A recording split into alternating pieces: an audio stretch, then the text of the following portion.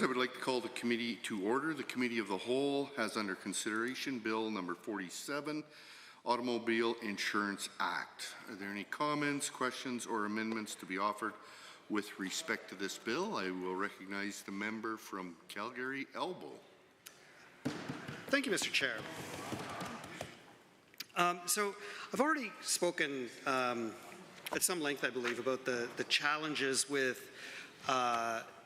no-fault insurance, especially because this particular approach that the government is taking to no-fault insurance prevents any judicial oversight at all. It prevents any recourse or redress to the courts and really relies on a tribunal for which the rules of evidence do not apply.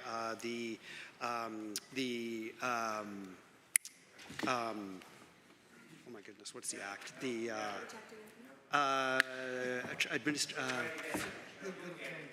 oh my God. Arbitration Act, thank you. The Arbitration Act. Arbitration Act. For which the Arbitration Act does not apply, nor the rules of evidence. And so, this is the problem with starting from a cold start, Mr. Chair. And I just want to highlight one piece of a ruling in Judge Advik's analysis of Jones versus Stepanenko. In clause 45 says, with respect to his opinion that she did not suffer from a serious impairment, the doctor testified that he based his decision on a medical model, not the definitions of the regulations. Further, in his view, if one suffers from a strain or sprain, this cannot lead to disability and therefore cannot be a serious impairment. As long as you can do it is his bar. As a result, the doctor admitted that in his 15 years of assessing strains and sprains, he has never found someone who has suffered a serious impairment. This is an insurance company doctor who has never, in 15 years of practice, according to the ruling in Jones versus Stepanenko, had ever found somebody who met the bar for being permanently injured. 15 years. So, with that, Mr. Chair, I would like to propose an amendment to at least make this act a little bit more honest.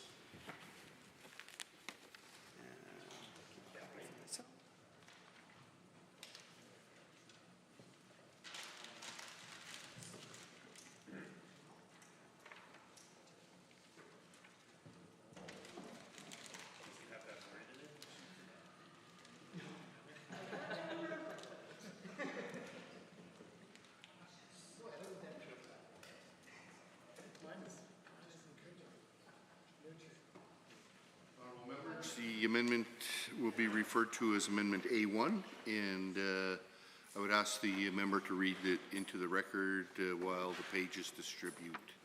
Thank you, Mr. Chair. Do I start from notice of amendment right at the top?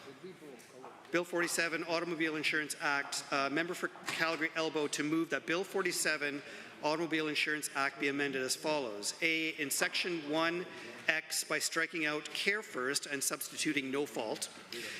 B, in Part 4 by striking out care first wherever it occurs and substituting no fault. Basically, this is a very simple amendment.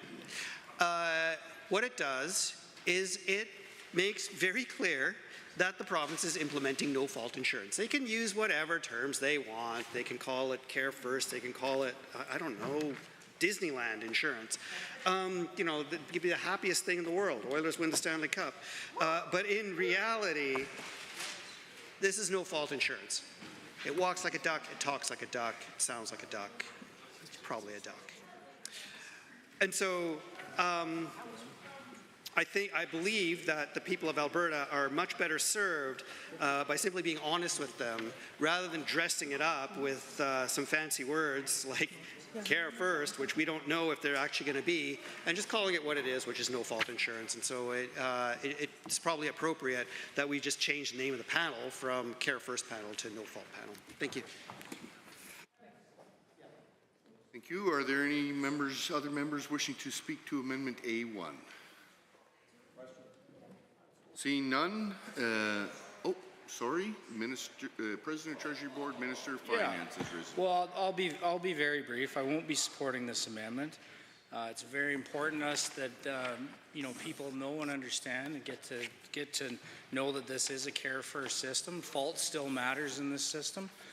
It'll matter in the cases of egregious traffic acts where the tort system will still be available, but it'll also matter in that bad drivers will pay higher premiums.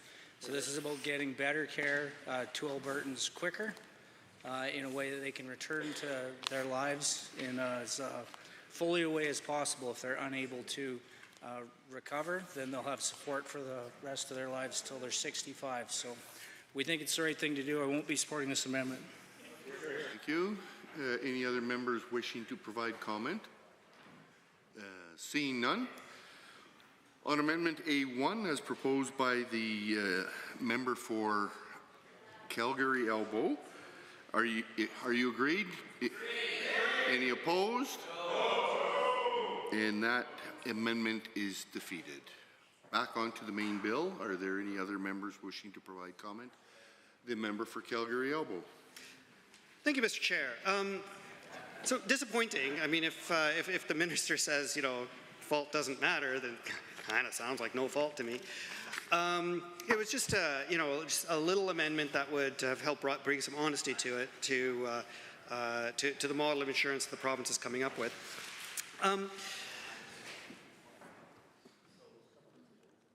So the challenge here, and the BC implementation of no fault that is partially being modeled in this legislation, means that people who, so it leaves a carve-out to allow people to sue in the case of a criminal conviction. Now, the challenge is that the bar for criminal conviction is very high, as it should be. Somebody can be not convicted of a crime if their charter rights were violated in the collection of evidence, for example, which is as it should be. But what it means then is that under this system, somebody who is hit by a drunk driver who is not actually convicted of drunk driving cannot get the benefits and cannot get recourse to courts and cannot sue for damages such as pain and suffering. And I want to really emphasize how much pain and suffering matters. This can't be minimized. If somebody is hurt by someone acting negligently and intentionally in the course of driving their vehicle irresponsibly, suppose somebody lives for playing the guitar and can't do that anymore because of their injuries. Is that person not entitled to some form of compensation? And so that's all being taken away. Basically, the whole notion from this government is that, look, driving is so dangerous, it's so incredibly dangerous that we simply, as a society, cannot afford to compensate people for their losses if somebody is hit by a bad driver. And so, one amendment, so I would like to propose an amendment to at least fix the worst of these problems.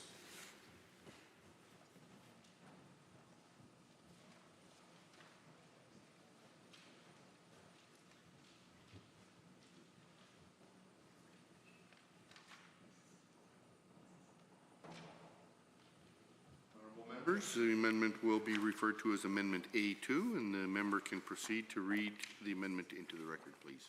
Thank you, Mr. Chair.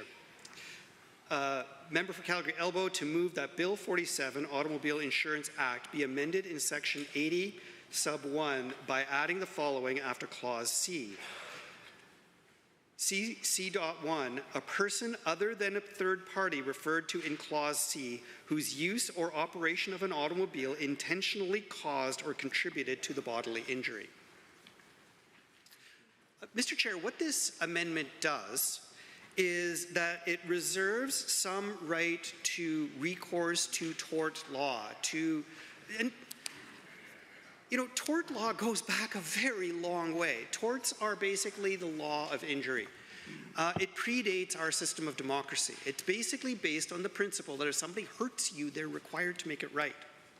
And so what this amendment is doing is adding one very small piece that was missing from the original legislation, which is that somebody who intentionally harms someone. So we can think about, for example, the horrible incident in Vancouver just recently against the Philippine community, where it's uncertain whether that driver will be found criminally responsible and will be criminally convicted. And so those people who were hurt in the operation of his motor vehicle, which was intentionally driven into that crowd, may not have a right to sue or get recourse for their injuries, which could be lifelong. And so intentionally really keeps this very narrow. It doesn't include negligence. It's just a matter of intent. And I certainly hope that the entire House can support this, because I think that it is actually adding something to the bill that is currently missing. I will say, in BC right now, the rule put in by regulation is that there is an ability to sue in the case of criminal conduct, but however, the insurance company is not required to indemnify for that. So it would basically be a person who is hit by a drunk driver suing that drunk driver and getting no recourse to that drunk driver's insurance company. So guess what? They could sue, but they could probably get $4,000 or $5,000 for it, depending on how much wealth that they have. This closes that loophole. It makes it possible for somebody who is hurt intentionally to get the insurance company to indemnify them. Thank you. Any other members wishing to make comment? Board Minister of Finance. Yeah, thank you, Mr. Speaker. Happy to stand and speak to what I believe was Amendment A2. I won't be supporting this amendment. You know, this has been well thought out in the areas where tort access would still apply. The member spoke to the horrific act that we saw in BC, the intentional attack of the Filipino community. And that did, I know there was articles written, and it forced us to, you know, look at what the circumstance would be under Alberta's Care First system. And the truth is that all would be far better off under the Care First model. What happens now in an intentional act, you know, they're forced to go after a different pot of money. It's different than your standard, you know, third-party liability. In those cases, when you have, you know, all of these victims, in the case in BC, it would have been about $200,000 that would have been split 26 ways, I believe, amongst the victims. Or pardon me, that's under our current tort model. Because you can't, for an intentional act, you can't go after the same pot of money. So under ours, not only is there you know, substantially better benefits for those that were deceased, but there's also the care and you know, permanent impairment benefit. The member mentioned that there's no compensation under this model. That's not the case. There is the income support piece, which is substantial and can last till someone's 65, up to $120,000 or whatever delta exists. Plus, there's the permanent impairment piece. So in most cases, people would you know, remain far better off under this under this model, and that's the very high percentage. That's why this works. We're paying the full ride, but we're just cutting out the litigation to get there. So appreciate what I think is the intent of this, but under our model, it would be far better than the current tort system, and so I won't be supporting this. Any other members wishing to provide comment on Amendment A2? Seeing none, I call the question on Amendment A2 as proposed by the Honourable Member for Calgary Elbow. Are you agreed? Agreed. Any opposed? No. That amendment is defeated. Back onto the main bill. I will recognize the member for Calgary Foothills. Thank you, Mr. Chair. Bravo. So I too have also had the opportunity to speak a couple of times on Bill 47 and chat with quite a few people about Bill 47. And I guess I'll just start out by hoping that, and I think the Minister appreciates that that what we're doing is putting forward some proposals that we think that could potentially strengthen the bill. Because we do know, as the government also knows, that, that Bill 47 is not particularly popular, that people are perceiving it when surveyed, that this is not a bill that's going to help them out. In fact, in the Drayton Valley Western Review, it was published that research conducted by Nanos Research that 47% of Albertans believe that it is unlikely that premiums will go down with the enactment of Bill 47. Only 19% believe that premiums will go down. And further, it kind of like reinforces a little bit of what my colleague from Calgary Elbow was saying about how Albertans value their legal rights, and that 75% believe that they should have the right to sue an at-fault party for compensation when they're injured in an accident. And as we've just discussed, that it's a very narrow, there are very narrow kind of like definitions of when people will have the ability to sue within the context of 47. And Albertans really do believe that the ability to sue an at-fault party is important to them to keep accountability and to know that their insurance system is working. In Bill 47, while the definitions of when you can sue is quite narrow, Bill 47 does create a tribunal, which is going to be hearing cases.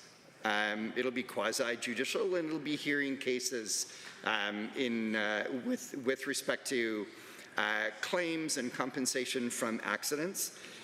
So I also have an amendment for this bill.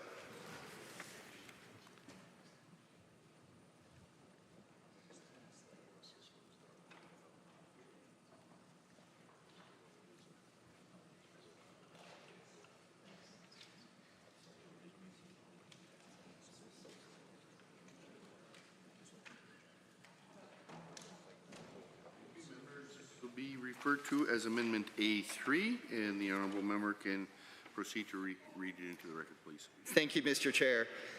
So I move that Bill 47, the Automobile Insurance Act, be amended in Section 83 by striking out subsection 3 and substituting the following.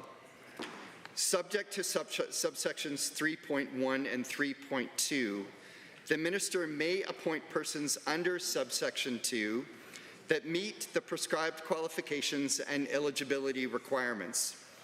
The members of the tribunal must include at least one of each of the following: an individual who, at the time of the appointment, is a lawyer actively practicing in the area of personal injury law.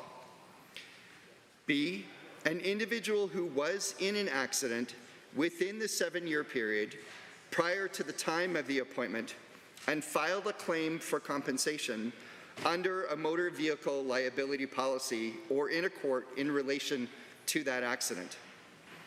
And 3.2, no more than half of the members of the tribunal may be employees or representatives of an insurer or an insurance agent, as those terms are defined in the Insurance Act.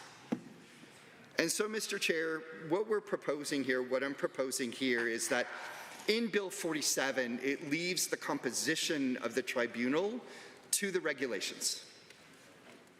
And so this is just, I think, providing some guidance to when that regulatory work is done in creating the composition of the tribunal. What I'm proposing here is to make sure that we have some impartiality, that we're drawing from a broad range of experiences for people who are on the tribunal. It should be expected that in the beginning, after conversations with many people with respect to this bill, including insurance companies, that in the first 6 months to year of when this bill is really live, there are likely to be many cases coming towards to the tribunal to set precedents. in how that compensation is being delivered in what is the government is referring to as a care first model. And so people are going to look to hold the insurance companies that hold their feet to the fire to make sure that they're living up to the compensation that's set out in the care first model. Let's be honest with one another, insurance companies are going to try and maintain their profitability. Yep. And maybe like not meet the maximum of what they could be giving out in a care first model.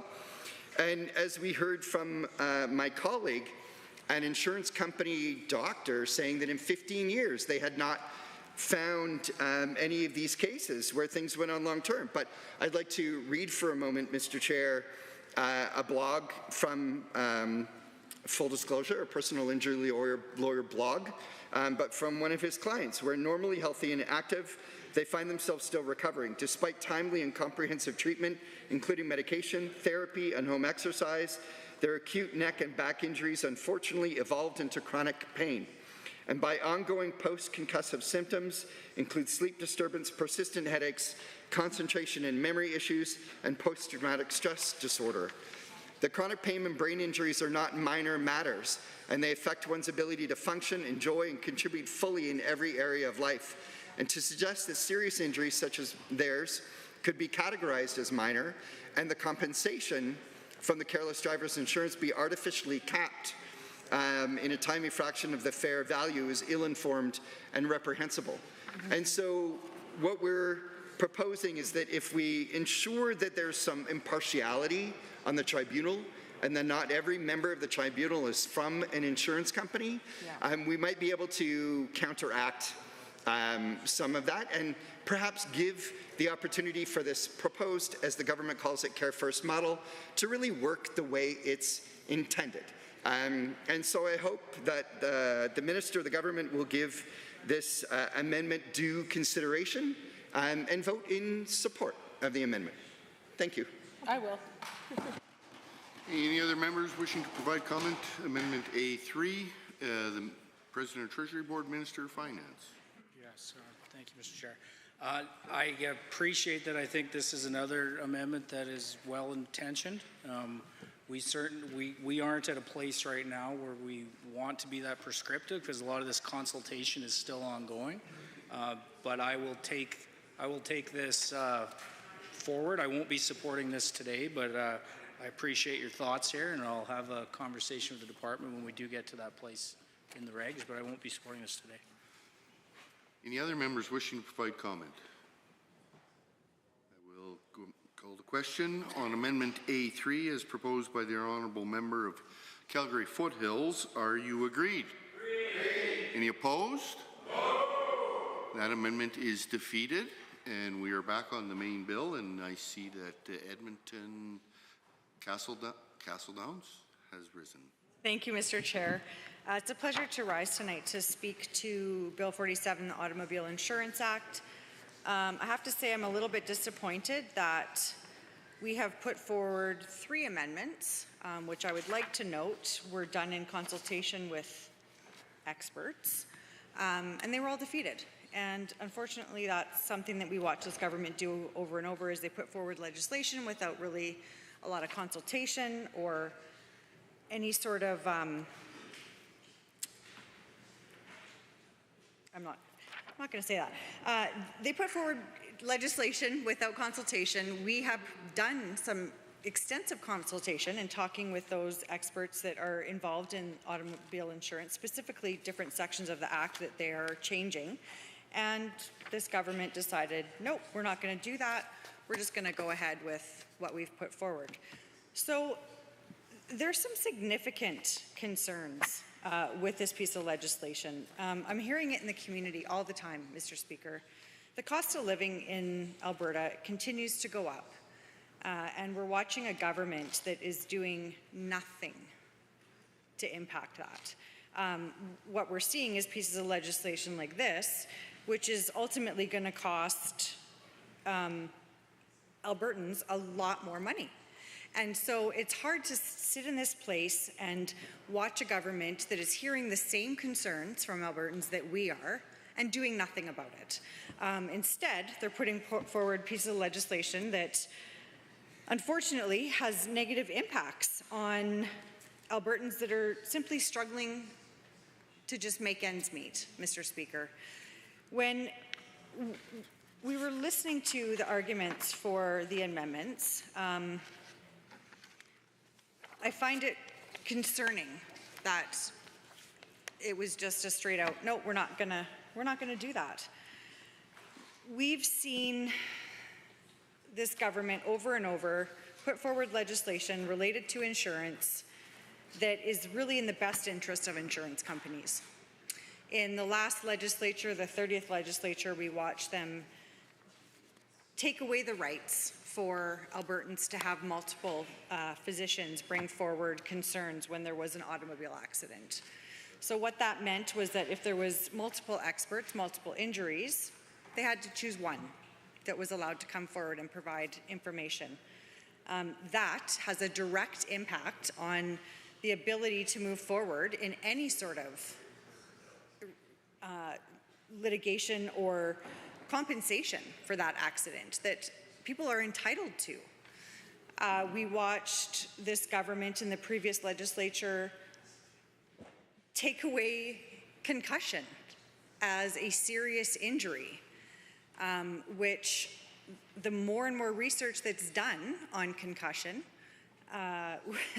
we know that it has significant impact on an individual's day-to-day life. I know I've spoken this House before about being a coach in football for my youngest, and in order to be a coach for football, one of the first things we had to do was take concussion training.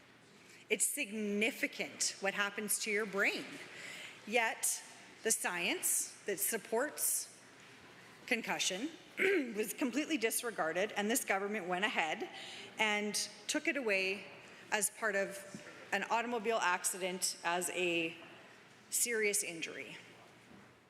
And here we are again with Bill 47, where the government is saying, you know, we're doing this in the best interest of Albertans. Well, they don't have a really good track record when it comes to supporting Albertans. It's concerning, Mr. Speaker, that continuously we watch this government do things that are in the best interest of insurance companies. When you talk to people who have been impacted by automobile accidents, there can be some significant impact.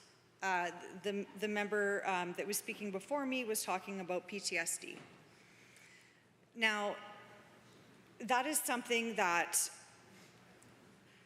we're just now starting to really understand. And there's nowhere in this legislation that supports any of those types of injuries, Mr. Speaker. There's nothing that's talking about payments for medical care, equipment, medication, income replacement. None of that is in this piece of legislation. And the reality is, when someone is in an automobile accident, that is the real life consequence of that. Yet it's not addressed in here. We have a piece of legislation that favors insurance company and does really nothing to support Albertans. Now, there's so many that have come to me saying how the cost of their insurance has put them in a place where they literally have to decide if they can drive their vehicle or pay for housing. Now, that should never be something that an individual has to contemplate, Mr. Speaker, or Mr. Chair, sorry. It's concerning when we were government, we implemented a cap to premiums, and one of the first things that the UCP did when they became government was got rid of it. So what happened? Well, insurance rates skyrocketed. And we sat back and watched this government, we didn't sit back, to be clear. We watched this government just completely disregard what Albertans' reality was. People are struggling to pay for things like utilities, food, housing. And when we ask them about it, they get up and they talk about all of these amazing things that they're doing to help the average Albertan. It's not true, Mr. Speaker, and this legislation specifically speaks to that. If they think that having skyrocketing insurance is to the benefit, we're not seeing it. When we did the cap, when we were government, we had asked for data to support that decision, and we asked for data from insurance companies to prove that they needed to increase rates. We wanted it based on information. That to me makes sense. That's how decisions should be made. The UCP didn't seek any data when they just removed the cap. Again, that was a benefit to insurance companies. Now, there's a lot of concern when you have government that's making decisions not in consultation, not based on data, and this is what leads us to this piece of legislation. Now, we had, like I mentioned, 3 amendments that wouldn't fix this piece of legislation, because we're hearing loud and clear that Albertans don't want this, but it could have made it a little bit better. And they voted no. They said no, we're not even considering that. Now, when we have insurance rates that are currently fluctuating between the highest to the second highest in the country, that should signal something to the government to say maybe we need to look at that and have a real decision that has an impact to reduce those rates. That hasn't happened, Mr. Speaker. For many, many, many drivers in the 2 major cities, Calgary and Edmonton, they live in the most expensive cities in the country for insurance. That's concerning that the government has this information and still goes forward with this piece of legislation. So when I talk about what the impact of the cap removal was, people felt it. They knew that it went up. Well, there's data that supports that rates went up an estimated 35% between 2019 and 2024. 35% increase. That is significant. That should tell the government that they need to do something about it. Yet, we're not seeing that action. We see a government that has their mind set on doing something without data, without support, without consideration to how it impacts drivers in our province. And that to me is concerning, Mr. Speaker. And so when it comes time to vote for this, I really hope that there's some consideration in voting no. I can't support this piece of legislation. And with that, I will take my seat and listen to the rest of the debate. Thank you. Any other members wishing to provide comments or questions? I will recognize the member for Calgary Northeast. Thank you, Mr. Speaker. Today, I rise not just as MLA for Calgary Northeast, but as the voice of workers, parents, and elders. Not the ones who make headlines, but the ones who make Alberta run. I speak for the mother in Cityscape who finishes her hospital shift, then starts her evening driving for Skip just to cover the insurance premium of family's only car. I speak for the retired couple in Redstone whose savings now go more towards the premium than prescriptions. And I speak for the young newcomer in Cornerstone who just got his license, got his first car, and then got quoted more for insurance than the car is worth. These are not anecdotes. They are Alberta's reality. A few weeks ago, I sat with a dozen Calgary cab drivers, along with my colleagues from Calgary Falcon Ridge and Calgary Buller McCall. the kind of folks who kept our cities together during the chaos of COVID-19. While some politicians were hiding behind the podiums, these folks were behind the wheel, with their masks on, hazard lights blinking, driven by pure courage. And what did they get for their service?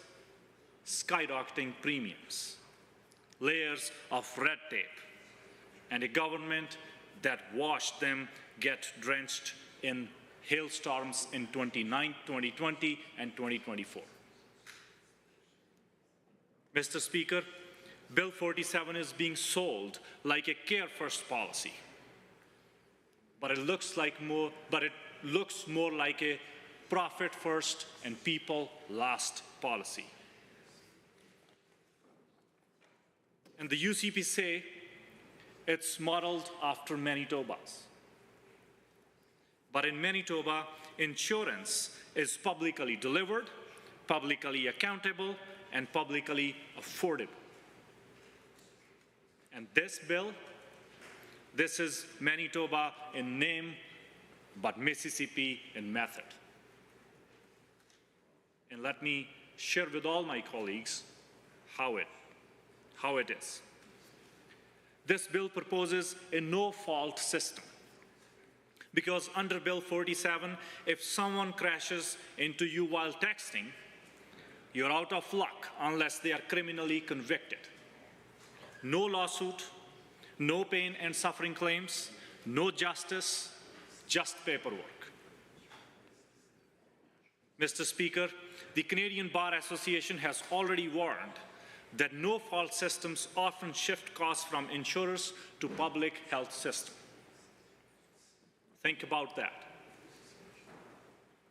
We are not eliminating costs. We are relocating them from the profit columns of insurance companies to the pockets of hardworking Alberta's taxpayers. And Dr. Elaine Burnett, labor expert from the Harvard University, once said, "No-fault insurance is less about fairness and more about finality. It closes cases, not wounds." And that's exactly what's happening here. And now let me talk a little bit about so-called Alberta's Care First Tribunal.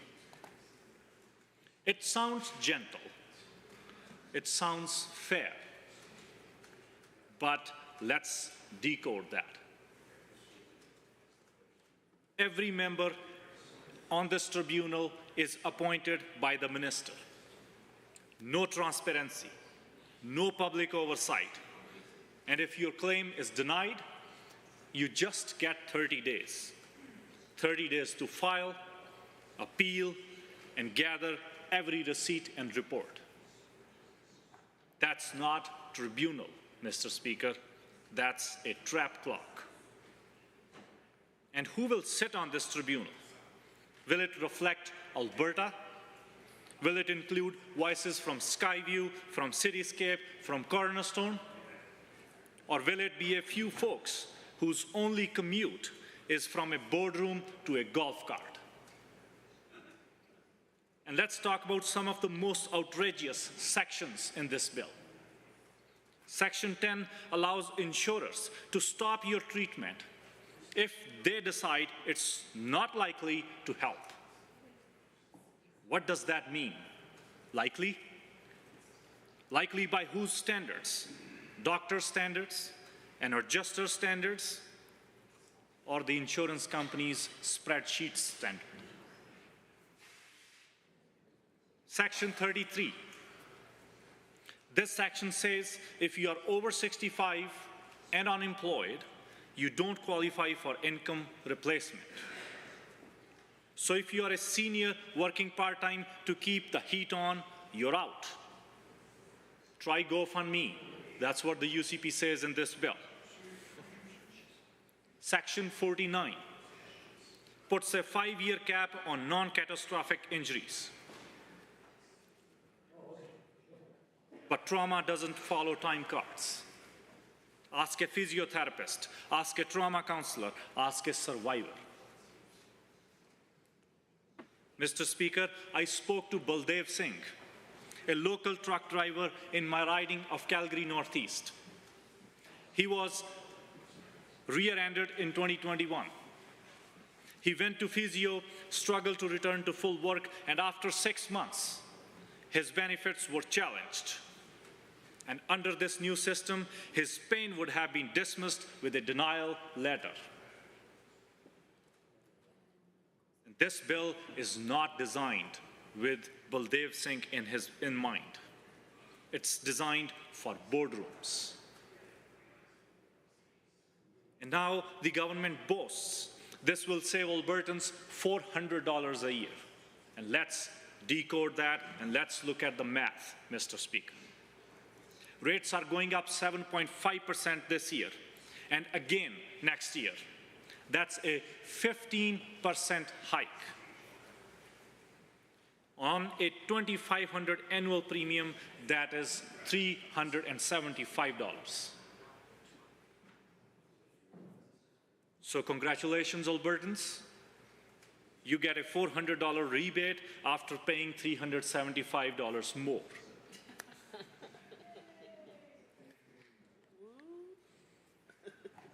It's like getting a coupon for a steak dinner, and after the cow's already been sent to the lobbyist barbecue.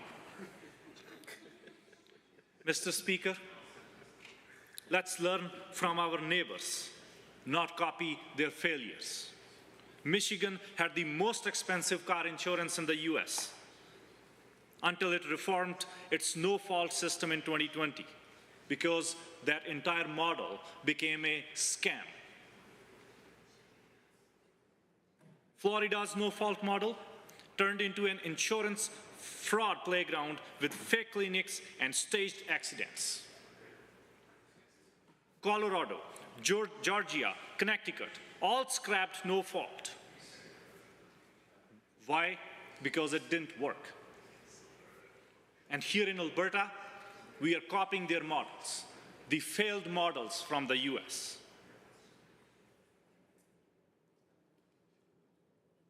Why not we choose a public delivery model like Manitoba's? The government's own commissioned report says a public model would have saved $732 annually and would have created 5,000 jobs. That's the government's own report. And why did they turn it down? Because, Mr. Speaker, the UCP is not here to build systems. They are here to build spreadsheets for the shareholders of the insurance companies. And Albertans are not naive. They see it. They feel it. They know this is not a reform. Mr. Speaker, our job is not to protect the powerful. It's to protect the public. To the families of Calgary Northeast, to the cab driver in Cornerstone, to the Uber driver in Taradale, the single mother in Cityscape, and the grandfather in Savannah, trying to stretch every CPP check, I hear you. I hear your struggle. I feel your exhaustion. You deserve better than a policy wrapped in a red tape and sealed with the corporate signatures on it. So today, I say no to Bill 47, no to rising premiums, no to eroded rights, and no to tribunals stretched like a deck of cards. But more importantly, I say yes to fairness, yes to transparency, yes to publicly delivered insurance in Alberta, yes to putting people back in the driver's seat. Let's stop this crash before it happens. Because if you're heading towards a cliff, the solution isn't to press the gas and close your eyes. It's to hit the brakes and make the U-turn. Let's put the public back in public service. Let's put compassion back into policy. And let's build a system that protects Albertans, not just insurers' bottom lines. Thank you, Mr. Speaker. Thank you. I will recognize the member for Edmonton-McClung. Thank you very much, Mr. Chair. My brother was killed by a drunk driver in 1977. Kevin Dack would have been 66 years old right now. He was 17 years old, just graduated from high school, and in the fall of 1977 was attending Lakeland College in Vermilion, hoping to be trained as a park warden. And I imagine him regularly as a reluctantly retired park warden these days at age 66, as I think of him often as a very, very successful warden in one of Canada's national parks. He and 3 others were driving to a hockey game in Manville while students at the college, and an opposing vehicle struck the vehicle my brother was a passenger in. And the driver killed 3 people and maimed another one for life and survived himself, as is often the case with the drunk drivers who don't brace themselves for the impact. That driver received a $1,500 fine and a 6-month license suspension. That was the way things were in 1977 in the courts. My family received $1,000 from the insurance company. That was how much in Alberta an insurance company thought a life was worth in 1977.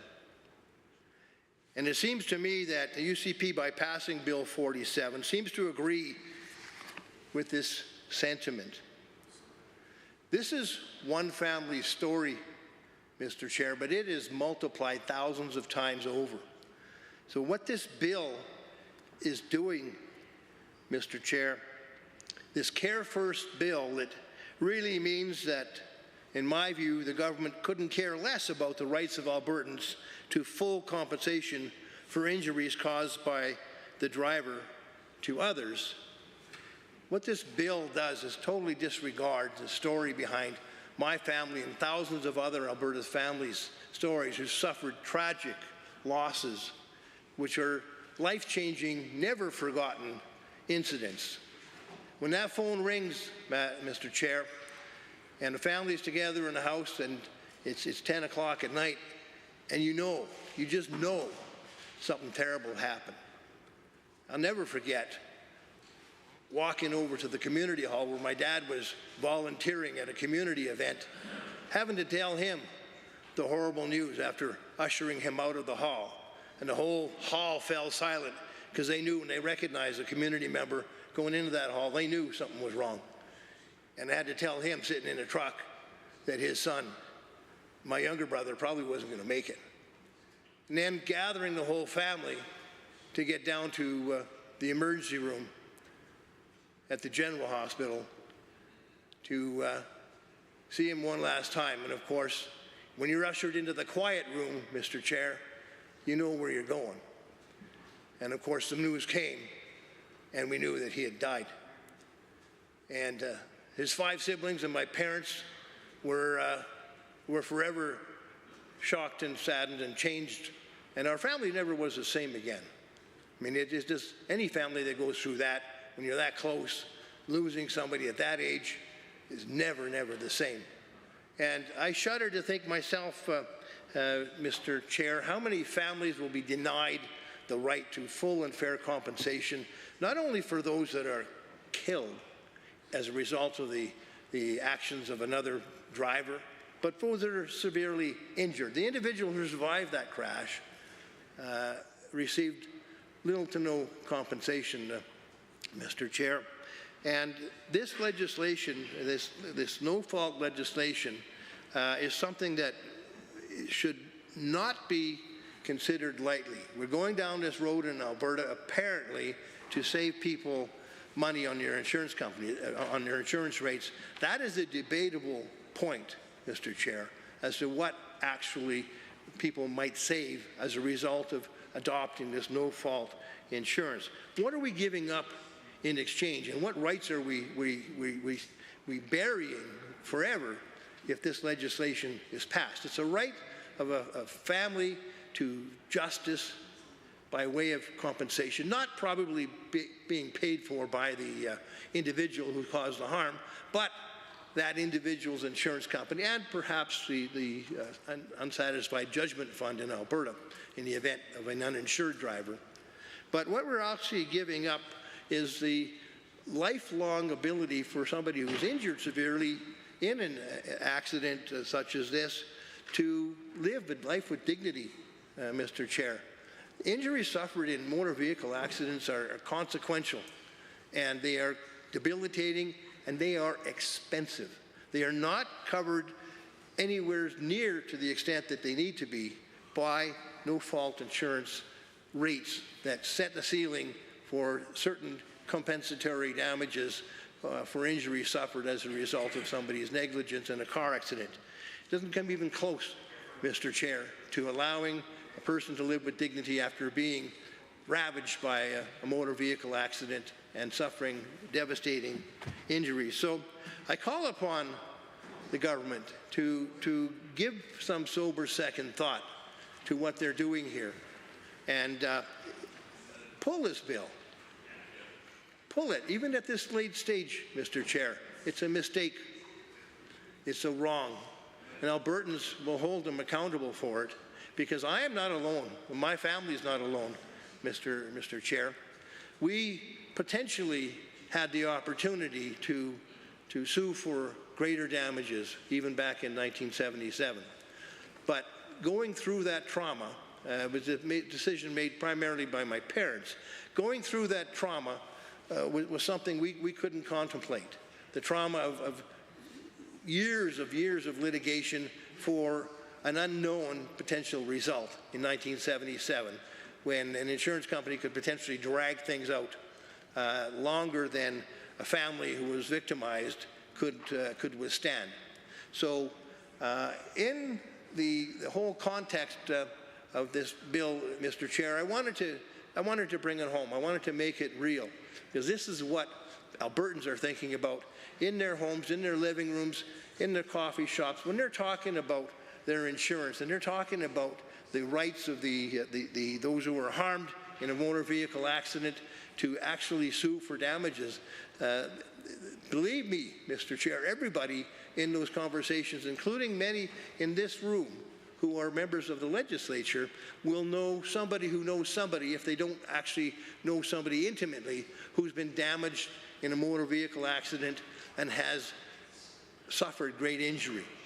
And what they are thinking about now is wondering whether or not, if that happens to somebody else in their family, will this individual be denied their right to full and fair compensation? And the answer, Mr. Chair, is yes.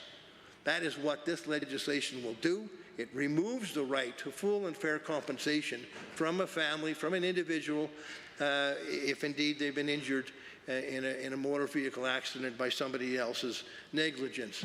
So I implore the government to really think hard about the consequences long term for themselves as a government, as a party in an election campaign, to hearken as to what they might have done better had they really thought about what Albertans feel about this legislation, because they're not in the majority in support of this legislation, Mr. Chair. Far from it. It's the majority opposing it, and I know why, Mr. Chair. I mean, my family is a prime example of why we want to retain the right to full and fair compensation for those in motor vehicle accidents. So I know there's lots of folks who wish to go ahead and speak more to this piece of legislation. I'm looking to see if indeed others wish to get up. I think they do. So I'll sit down now, but hopefully I brought some some semblance of the reality that Albertan families face when they look at the government deciding to do away with this right that Alberta families should retain to full and fair compensation in the face of injuries caused by a driver who's negligently caused them. Thank you. I'll recognize the President of Treasury Board, Minister of Finance. Yeah, I'll be very brief, Mr. Speaker. I know we have limited time and there's other people that want to speak. I just want to address some of the comments I've heard from previous two speakers. If they truly are confused, the way that was just described, that sounds like a terrible deal for Albertans. And that is not what Bill 47 is. We're talking about prompt, better care. I feel terrible for the story the member told about the brother he lost. Very, very tragic. I'm sorry to hear that story. Under Bill 47, there still is tort access for egregious traffic safety violations like DUI. You can still sue in that circumstance. But what's more important is that you're going to be provided prompt care and great compensation. There's still permanent impairment. There's still income support. Previous speakers said there's no income support in here for Albertans. There's the highest level in Canada. We took the benefits framework from Manitoba. The one tweak that we made to align with higher incomes in Alberta was increase it to up to $120,000. That's over the course of your life. If you're injured as a young person, that's till you're 65, and other federal benefits take over. So this is about taking care of our people. This is about making sure that they can recover to the most fulsome level that's possible. And then this is about making sure that that delta is dealt with through compensation. So I have a different takeaway from some of the surveys that have been done. Albertans may like the right to sue, but they would rather not have a reason to sue. They would rather have prompt care, great benefits and compensation, and not be in a system where if you need more than $50,000 of care that you have to get a lawyer and go through the system. It may take 3 years minus 30% plus disbursements. We're cutting right to it and making sure Albertans get the care they need so they can recover to the highest level as soon as possible. That is what this bill's about. We wouldn't be doing it otherwise. This is about Albertans, and the comments about the system being expensive, why don't we do something about it? That's exactly what we're doing. We're stuck in the second highest premiums in the country because of the system we're in. This is about a system change, and it'll go live January 1st, 2027. I worry that some haven't read the bill or they're confusing the situation that we're in now with where we're headed. But this is about Albertans. This is about the highest level of benefits in the land and making sure people are cared for quickly with the best care and not needing to enter the legal system to get it. So I'll leave it there. Thank you, Mr. Chair. The member for Calgary-Buffalo. Yep, thank you, Mr. Speaker, for the opportunity briefly to touch base here. Sorry to hear that story, too, from my colleague from Edmonton, McClung. Such a tragedy that families faced, your family faced, and I'm sorry they had to go through all of that and the loss of your brother. I just want to, my colleague to my left here talked about the experience that we had when we were government in terms of seeing insurance companies ratchet up their premiums on a yearly basis and looking to them for answers around all of that, and them getting into a committee with us and then pulling out of that when the Kenney government was elected. So they didn't move forward with it, and premiums went up exponentially under the UCP government at that time. I just want to address the whole issue about regulation. Too much, I think, is being left to regulation in this bill.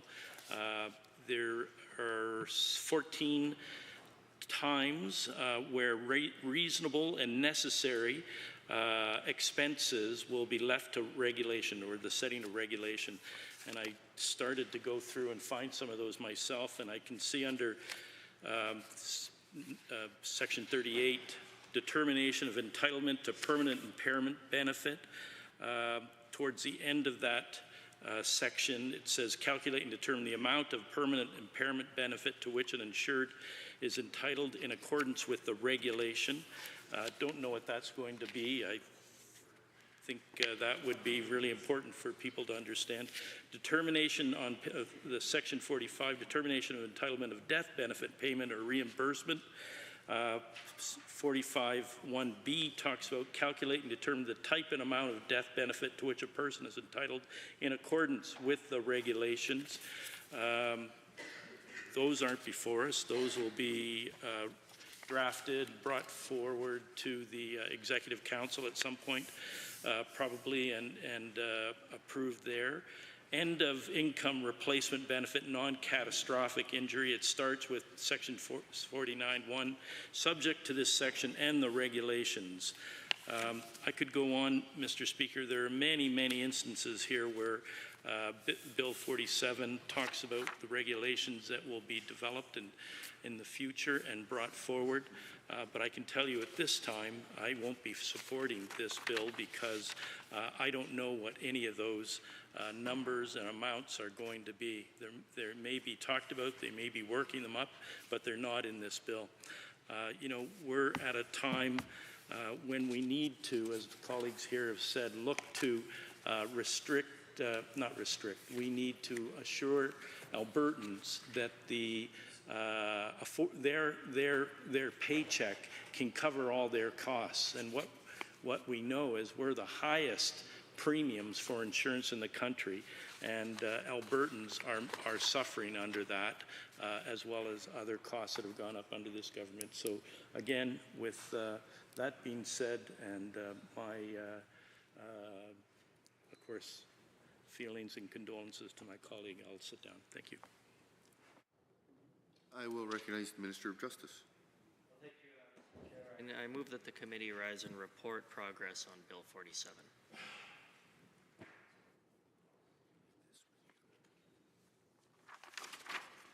Having heard the motion from the Deputy Government House Leader to rise and report progress, are you agreed? Agreed. Any opposed? That's carried.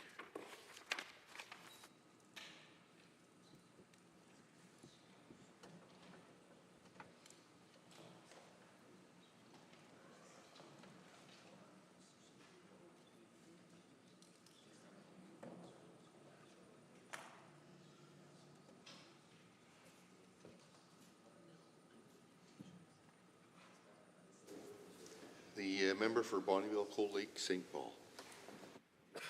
Thank you, Mr. Speaker. The Committee of the Whole has under consideration certain bills. The committee reports progress on the following bills. Bill 47. I wish to table copies of all amendments considered by the Committee of the Whole on this date for the official records of the Assembly. Does the Assembly concur in the report? All those in favor, please say aye. Aye. Any opposed, please say no.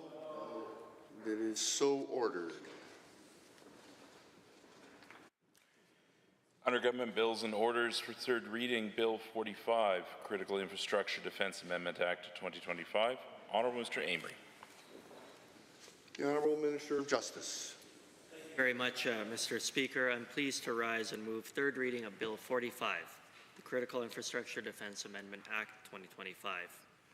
It's no surprise, Mr. Speaker, that our government believes in a strong Alberta within a united Canada. It's why we have the Sovereignty within a United Canada Act to defend Alberta's interests by giving our province a legal framework to push back on federal laws or policies that impact our province. It's why we introduced Bill 45 to support our work under this important piece of legislation to protect Alberta's interests and ensure continued economic growth and the ability for us to continue producing responsible energy to meet the growing global demand. Earlier this year, we created a 2-kilometer deep zone on Alberta's side of the Canada-US border and deployed the Interdiction Patrol Team to secure it.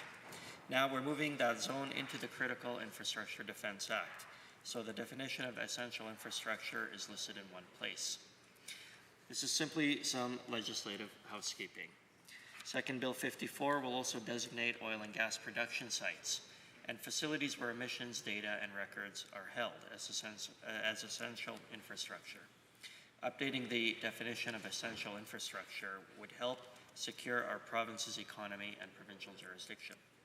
Not only are we ensuring that our oil and gas facilities are safe from trespassing and interference, Bill 54 would also apply to the federal government, which would further protect Alberta's economy and citizens from a federal oil and gas emissions cap.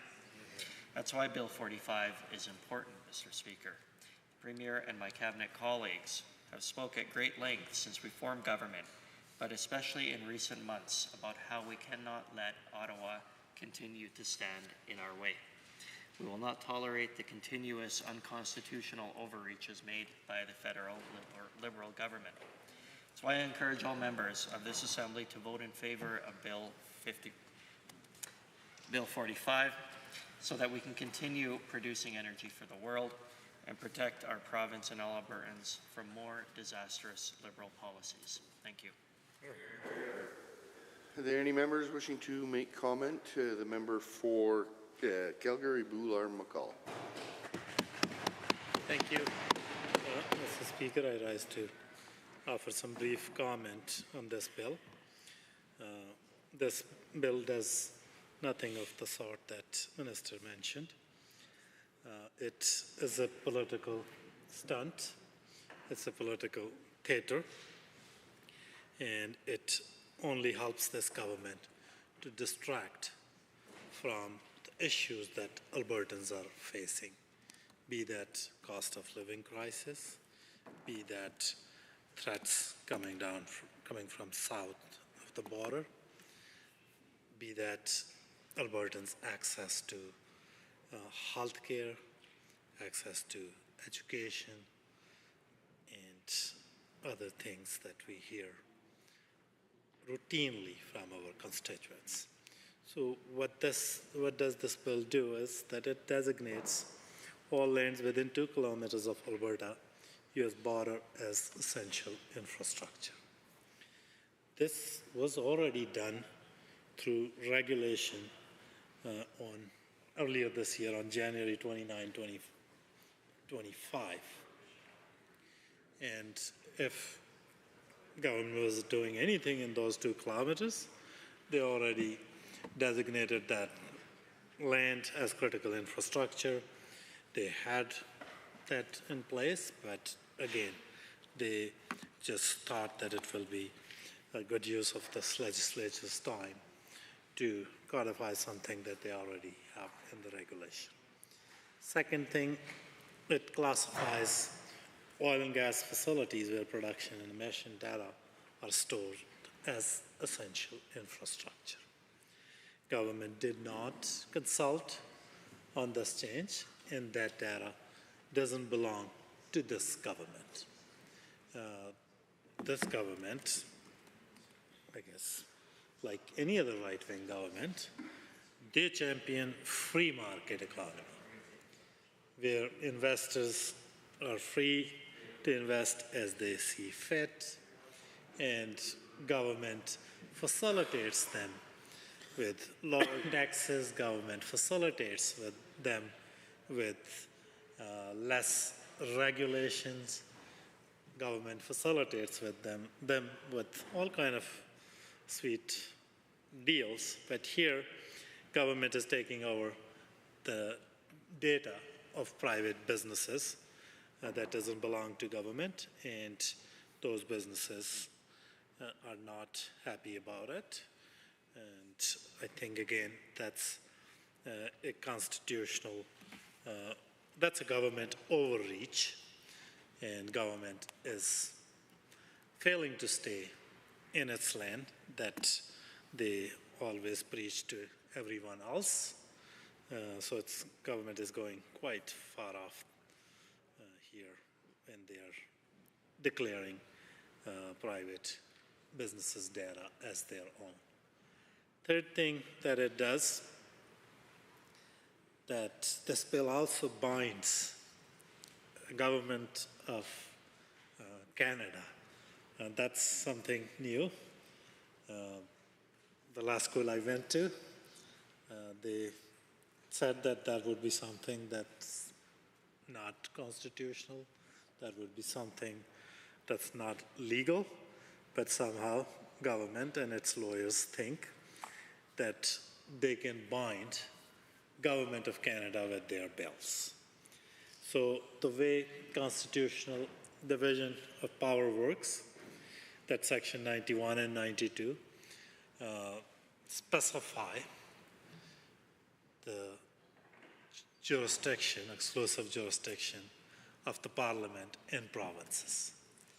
And the way constitution works is that parliament can legislate whatever is set aside for them in those sections, and provinces can do so within their own jurisdictional competence. And it's unheard of that a province can put together a piece of legislation that would bind federal government. So again, that's something that may be good for the government's base, UCP base, to show them that we are passing legislation that will now bind Government of Canada, but in fact it does nothing at all to protect Albertans or their interests. So this policy of political stunts and confrontation with Ottawa might help UCP to whip up their base, but it doesn't help us address the issues that are facing this province, be that issues of development, responsible, sustainable development of oil and gas in this province, be that tariffs from the United States. All those things need thoughtful leadership.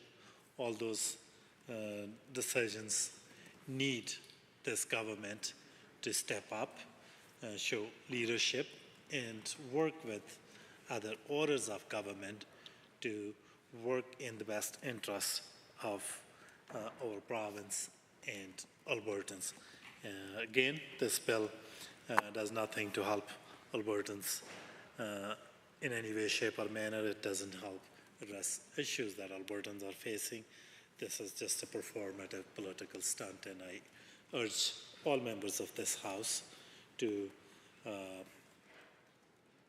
think about this, that their constituent elected them to get behind that kind of legislation, or they expect them to focus on issues that they are facing.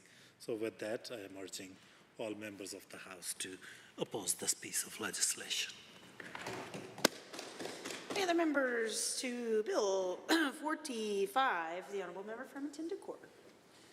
Thank you, Madam Speaker.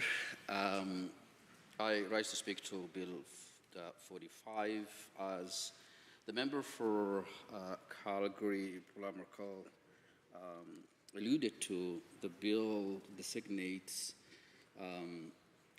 all land within 2 kilometers of Alberta-US border as essential infrastructure.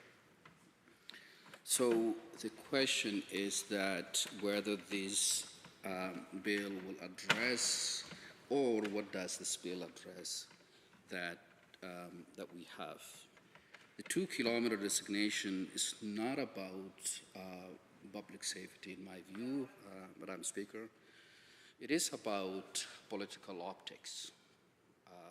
In the wake of Donald Trump's looming tariffs, that's when this government felt that they needed to do something, and they come up with this plan of creating this critical infrastructure that they have included the U.S.-Canada, the U.S.-Alberta border. So it is about protecting an image of toughness, not about sound policy or actual need that Albertans wanted to see this government put forward as a priority. It is nothing different than the Mar-a-Lago visit.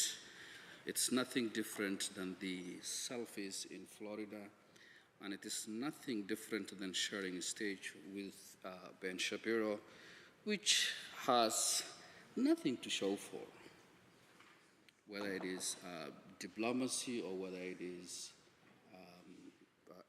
U.S.-Canada relationships. What Albertans actually need and expect from this assembly, Madam Speaker, is that how does this bill make healthcare more accessible? The questions that we all need to ask is, does this bill lower the bills? Does it address the housing shortages? Does it address the food prices that is going up?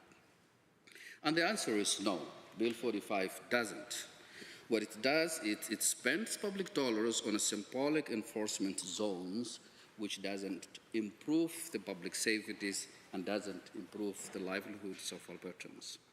So, Madam Speaker, governance should be about results, not headlines and not political optics. Governance is legislation that should solve problems, not inflate fears. Bill 45 is theatrical, it is reactive, and it is distraction from the real work that is needed to address on affordability. Therefore, I urge all members in the Assembly to ask the hard question and say that if this bill doesn't address affordability, healthcare, public safety, and many others that Albertans is asking, I ask all members to vote down this bill. Any other members to join the debates on Bill 45? Seeing none. The Honourable Minister of Justice has moved third reading of Bill 45, the Critical Infrastructure Defence Amendment Act 2025. Those in favour of the motion for third reading, please say aye. Aye. Any opposed, please say no. No. That is carried. A division has been called. Ring the bells.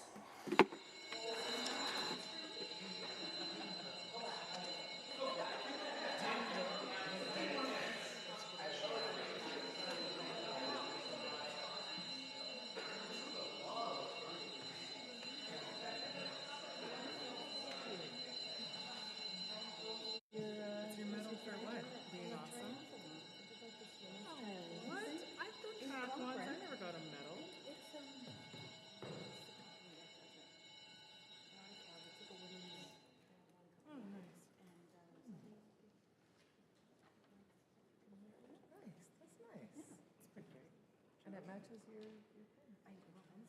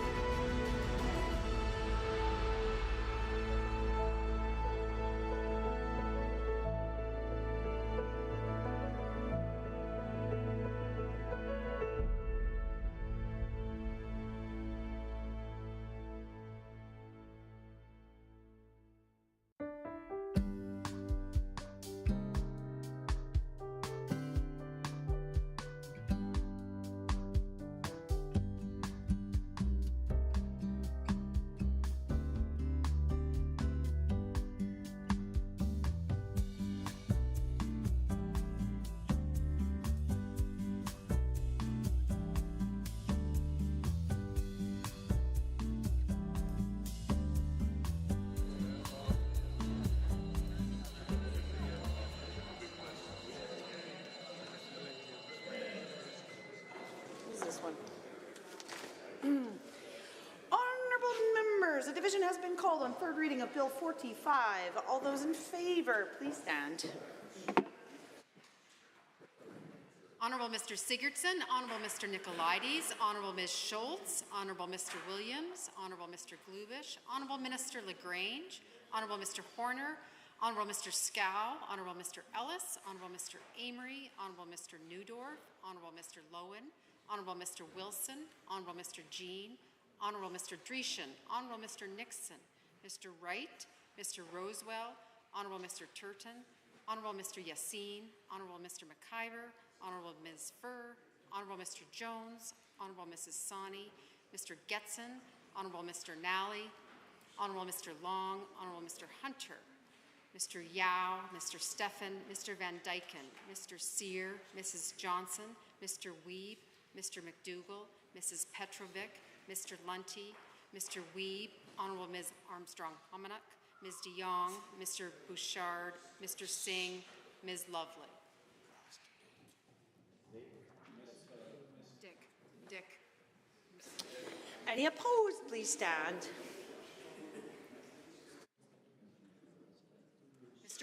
Mr. Haji, Member Arkan Paul, Honorable Mr. Sabir, Mr. Ip, Honorable Mr. Egan, Ms. Pancholi, Member Amaligi, Member Brar, Ms. Chapman, Mr. Kozowski, Honorable Ms. Ganley, Member Tejada, Honorable Member Cece, Ms. Goring, Mr. Dack, Member Miyashiro. Madam Speaker, total for the motion 43, total against 16. Honorable members, that is carried.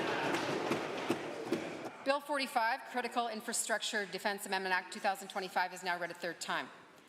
Government Bills and Orders for third reading, Bill 51, Education Amendment Act 2025. Honourable Mr. Nicolaides. The Honourable Minister of Education. Well, thank you, Madam Speaker, and I'm delighted to stand in the Assembly today and move third reading of Bill 51. Now, over the course of the debate of this bill, we've heard a lot of different commentary and a lot of comments from the NDP as it relates to the bill. Unfortunately, nothing really productive, nothing really beneficial, just a lot of talking points and useless information. But this is something that we've come to expect. I don't think we even saw any amendments to the bill during committee, and so nothing really shocking and surprising there. But as a quick highlight in this final stage, having had the opportunity now to move through second reading and debate the general scope and principles of the bill, subsequently debate and discuss the bill in committee, the specific clauses, have the potential to explore any amendments. We now find ourselves, of course, at third reading, where we can surmise and summarize the completed bill with any and all changes and amendments. And I just want to encourage all members of the Assembly to support the bill. Bill 51, of course, makes a number of very important changes to the Education Act. One of those, as we've said, Madam Speaker, provides that a school board cannot remove a duly elected trustee for a breach or violation of the Code of Conduct. Why? Because we on this side of the House, unlike the NDP, we believe in democracy, Madam Speaker. We believe, and they're laughing because they don't, of course. We believe in the importance of the democratic principle, and we believe that only voters should have the ability to remove a duly elected individual, not a board who decides that there's been a contravention of a code of conduct and just makes the decision in a closed meeting and remove someone who's been duly elected. The only people who should make that decision should be the voters. They can do that during an election or through a recall initiative, Madam Speaker. The bill, of course, also makes a number of changes to the Alberta Teaching Profession Commission to help eliminate some red tape, help streamline processes there, and ensure that if there are any allegations directed towards teachers, that the Commission has the ability to proceed with investigating those allegations with expediency and we are removing duplicative reporting requirements there. So a number of important changes. I won't at this stage go through all of those because I did have the opportunity to do that in second reading, but I just want to encourage members of the Assembly to vote in favor of it. Again, will really help to move our education system forward, is responsive to concerns and feedback that we've heard directly from our partners and stakeholders who have requested many of these changes be made, and happy to see the final vote of the Assembly. Thank you so much, Madam Speaker. The Honourable Member for Calgary-Beddington. Thank you, Madam Speaker. So nothing productive or useful. A little rude. I asked some really specific questions in second reading. Now, the minister's only given us about 8 minutes of his time on this bill. I guess he thought it wasn't worth his time to answer the specific questions that I raised in second reading. So specifically, we talked about these changes to the Real Property Governance Act. Again, this was something in the piece of legislation from the last session, but this is now enshrined inside the Education Act. And one of the questions I had for the minister is, so this change on schools being able to deal with surplus school sites, what I learned from consultation with school boards is that when they did have the opportunity to dispose of a surplus school site, they would use those funds to do the fit-up on the new school, right? Because the government will build them the school, but they will not actually give them all the money they need to get all the stuff in the school, right? It's a lot of stuff, kids and their stuff.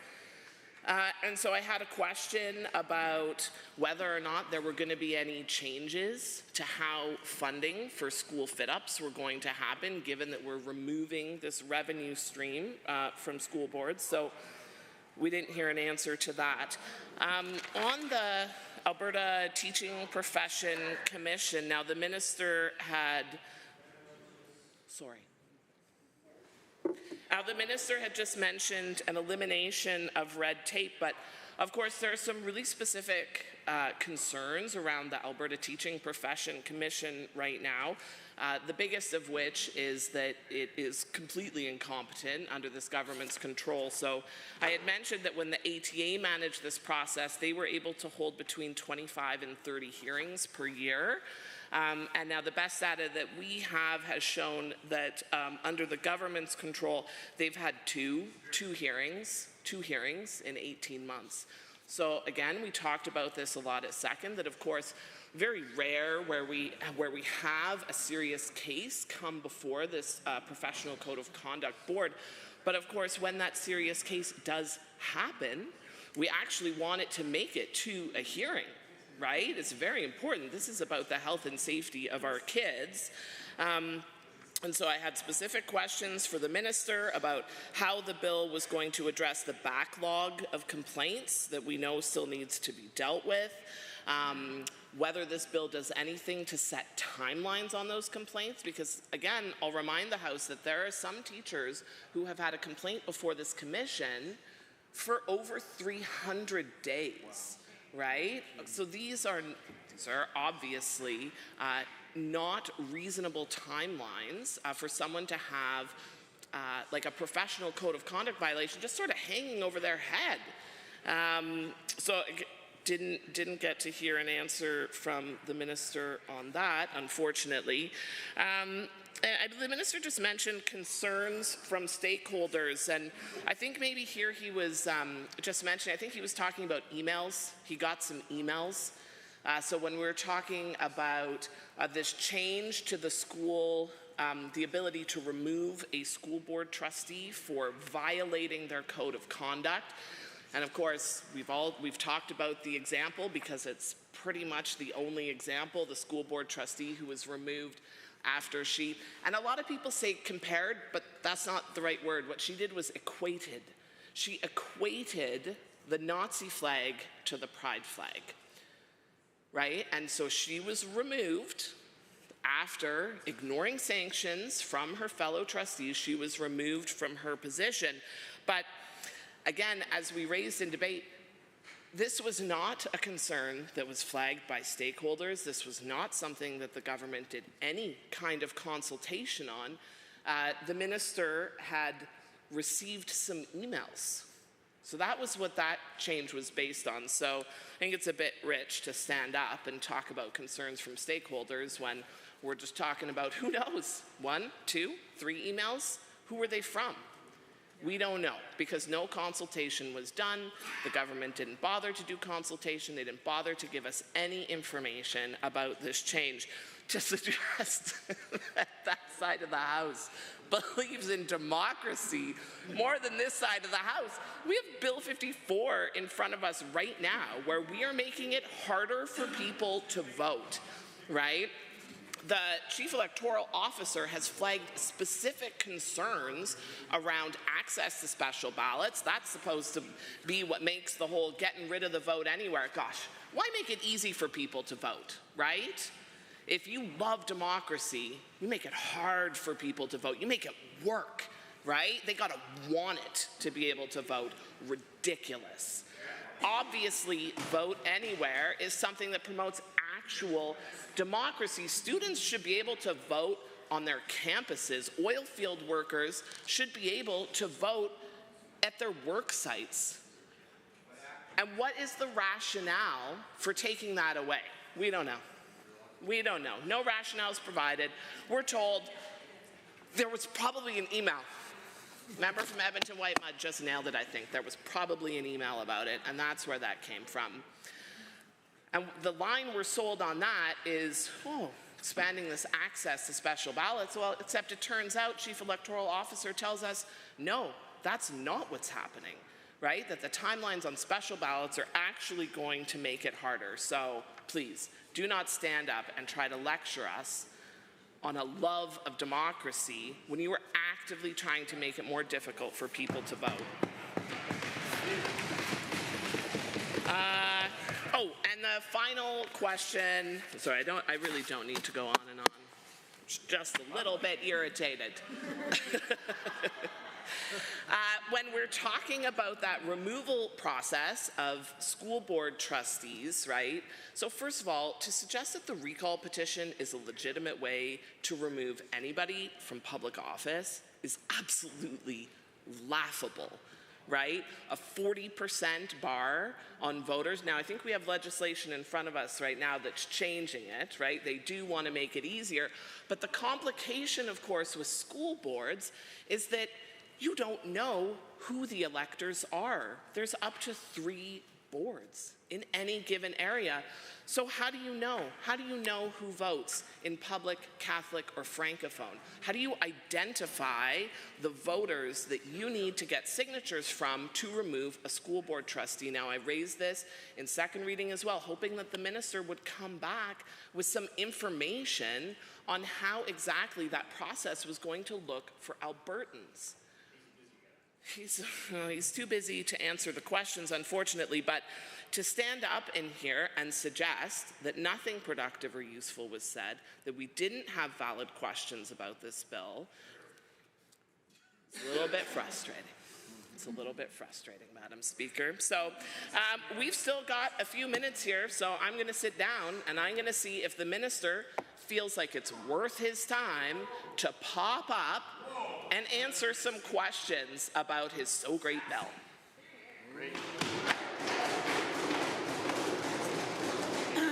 Are there others to join the debate? Seeing none, I will call the question. The Honourable Minister of Education has moved third reading of Bill 51, the Education Amendment Act 2025. Those in favour of the motion for third reading, please say aye. Aye. Any opposed, please say no. No. That is carried. A division has been called. Ring the bells.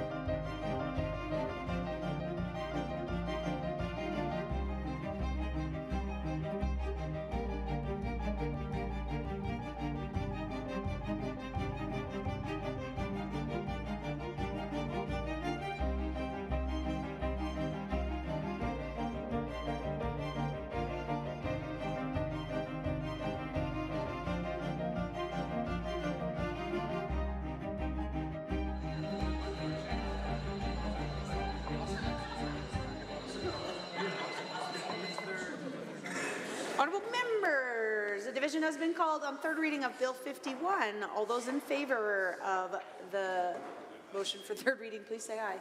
Or stand. Aye. And say aye. We did that part already.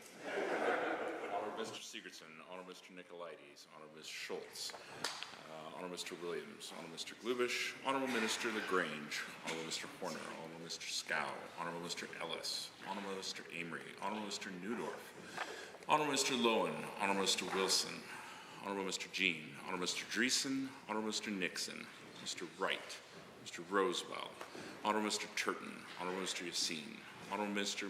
McIver, Honourable Ms. Furr, Honourable Mr. Jones, Honourable Mrs. Sani, Mr. Getson, Honourable Mr. Nally, Honourable Mr. Long, Honourable Mr. Hunter, Mr. Yao, Mr. Stephan, Mr. Van Dyken, Mr. Sear, Mrs. Johnson, Mr. Weeb, Mr. McDougall, Mrs. Petrovic, Mr. Lunty, Mr. Dick, Honourable Ms. Armstrong-Humenia, Honourable Ms. de Jong, Honourable Mr. Bouchard, Mr. Singh, Ms. Lovely. Any opposed, please stand. Mr. Hudgy, Member Arkham Paul, Honourable Mr. Sabir, Mr. Ip, Honourable Mr. Egan, Ms. Pancholi, Member El Maleki, Member Rar, Ms. Chapman, Mr. Kosaski, Honourable Ms. Ganley, Member Tejada, Honourable Member Sisi, Ms. Goring, Mr. Dack, Member Mir Shiro. Madam Speaker, total for the motion 43, total against 16. Well, members, that is carried. Bill 51, Education Amendment Act 2025, is now read a third time. The Honourable Minister of Justice. Much, Madam Speaker. I rise to request the unanimous consent of the Assembly to move to 1-minute bells for the remainder of the evening sitting, including the first bell in Committee of the Whole. I will ask one question and one question only. Is anyone opposed to providing unanimous consent to 1-minute bells from here for the remainder of the evening, including Committee of the Whole? Unanimous consent is granted. 65, Honourable Mr. Scow. The Honourable Minister of Justice. Thank you again, Madam Speaker. I rise to move Government Motion 65 on the order paper. On behalf of the Government House Leader, which reads as follows.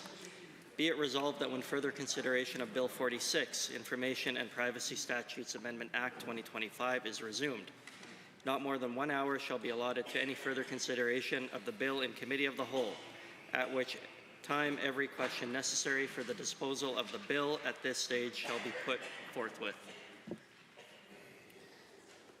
Having heard the Honourable Member for Calgary Mountain View. Thank you very much. So the motion that was just moved by the Minister of Justice, which I understand to be debatable, is a motion to limit debate on this bill. And so when we talk about limiting debate, it's important to understand what we're talking about in terms of a bill. So this is a government that just 3 days ago was found to have violated sections of the Freedom of Information legislation. So Albertans were seeking information from their government, and this government withheld them in violation of the law. That included, essentially limiting requests, restricting the time frame for record splitting requests. So essentially it was a government that was hiding information, even as set out in the Act. And so what did the government do about it? Well, they've come before us to change the law.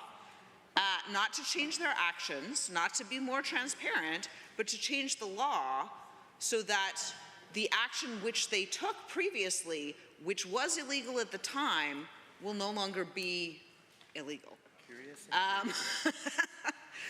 So that's some pretty bad behavior. But the government doesn't want to talk about that. They don't want the public to know about it. They don't want us to talk about it. So what they're going to do is limit debate.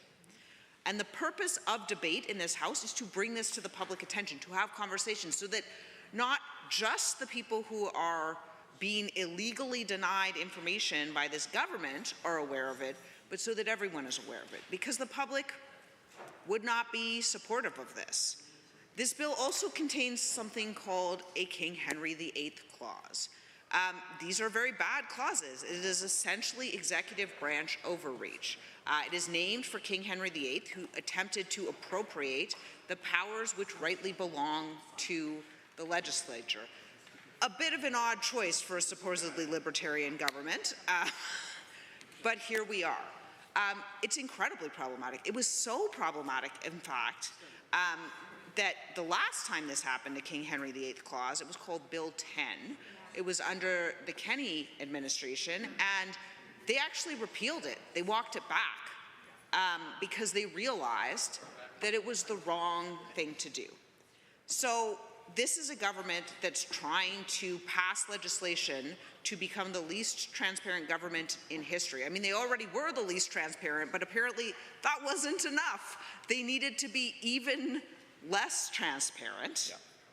And now they're coming forward and saying, oh, we don't even want to be transparent enough to let the public know that we're trying to hide things from them, so we're going to limit debate. It's incredibly problematic. It is absolutely a violation of all members of this legislature, not just the ones on the NDP side. And Madam Speaker, I'm honestly really surprised that we haven't seen anyone from the government side, any of the private members over there, get up and object to this, because it's their privileges that are being taken away too. It's their ability to see and understand what is happening with the laws that are being taken away too. These clauses in this bill that remove the rights of members of this legislature, they affect government members just as much as they affect members of the opposition. So we were all sent here by constituents. We have, or ought to have, in a representative democracy, the right to represent those constituents. But this government is moving closer, not just on this incredibly problematic bill, but on a bill that will allow a separatist referendum, on a bill that will create private American-style two-tier healthcare, that will deny access to healthcare to Albertans, on a bill that is the worst of all worlds in insurance. So there's a number of incredibly problematic things that this government is doing. I would expect all members to vote against this motion. It is an incredibly problematic motion, and Madam Speaker, I certainly won't be supporting it, and I would really love to see some of the private members on the government side stand up for democracy.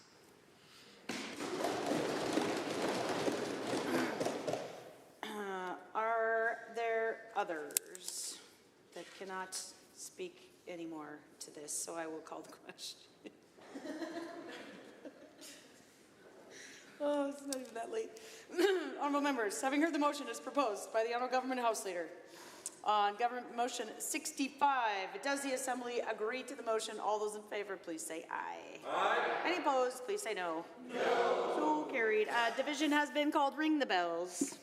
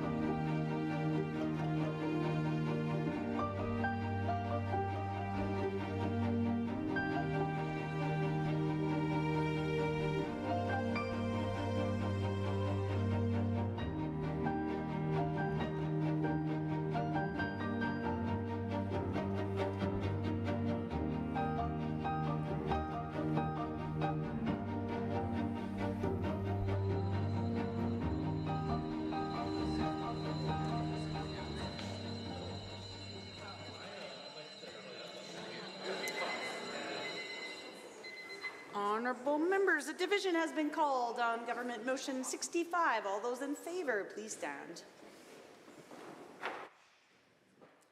Honorable Mr. Sigurdsson, Honorable Mr. Nicolaides, Honorable Ms. Schultz, Honorable Mr. Williams, Honorable Mr. Glubish, Honorable Minister LaGrange, Honorable Mr. Horner, Honorable Mr. Scow, Honorable Mr. Ellis, Honorable Mr. Amory, Honorable Mr. Newdorf, Honorable Mr. Wilson, Honorable Mr. Jean, Honorable Mr. Dreeshen, Honorable Mr. Nixon, Mr. Wright, Mr. Rosewell, Honorable Mr. Turton, Honorable Mr. Yassine, Honorable Mr. McIver, Honorable Ms. Furr, Honorable Mr. Jones, Honorable Mrs. Sani, Mr. Getson, Honorable Mr. Nally, Honorable Mr. Long, Honorable Mr. Hunter, Mr. Yao, Mr. Steffen, Mr. Van Dyken, Mr. Sear, Mrs. Johnson, Mr. Weeb, Mr. McDougall, Mrs. Petrovic, Mr. Lunty, Mr. Dick, Honorable Ms. Armstrong-Omanuk, Ms. de Jong, Mr. Bouchard, Mr. Singh, Ms. Lovely.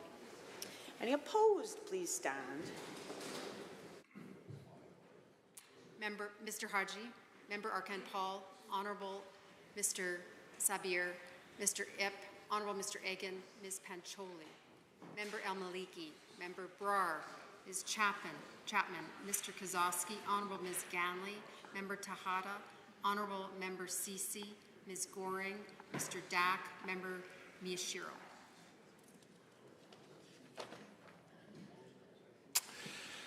Madam Speaker, total for the motion 42, total against 16. Honorable members, that is carried. Government motions, motion number 68, Honorable Mr. Scow. The Honorable Government House Leader.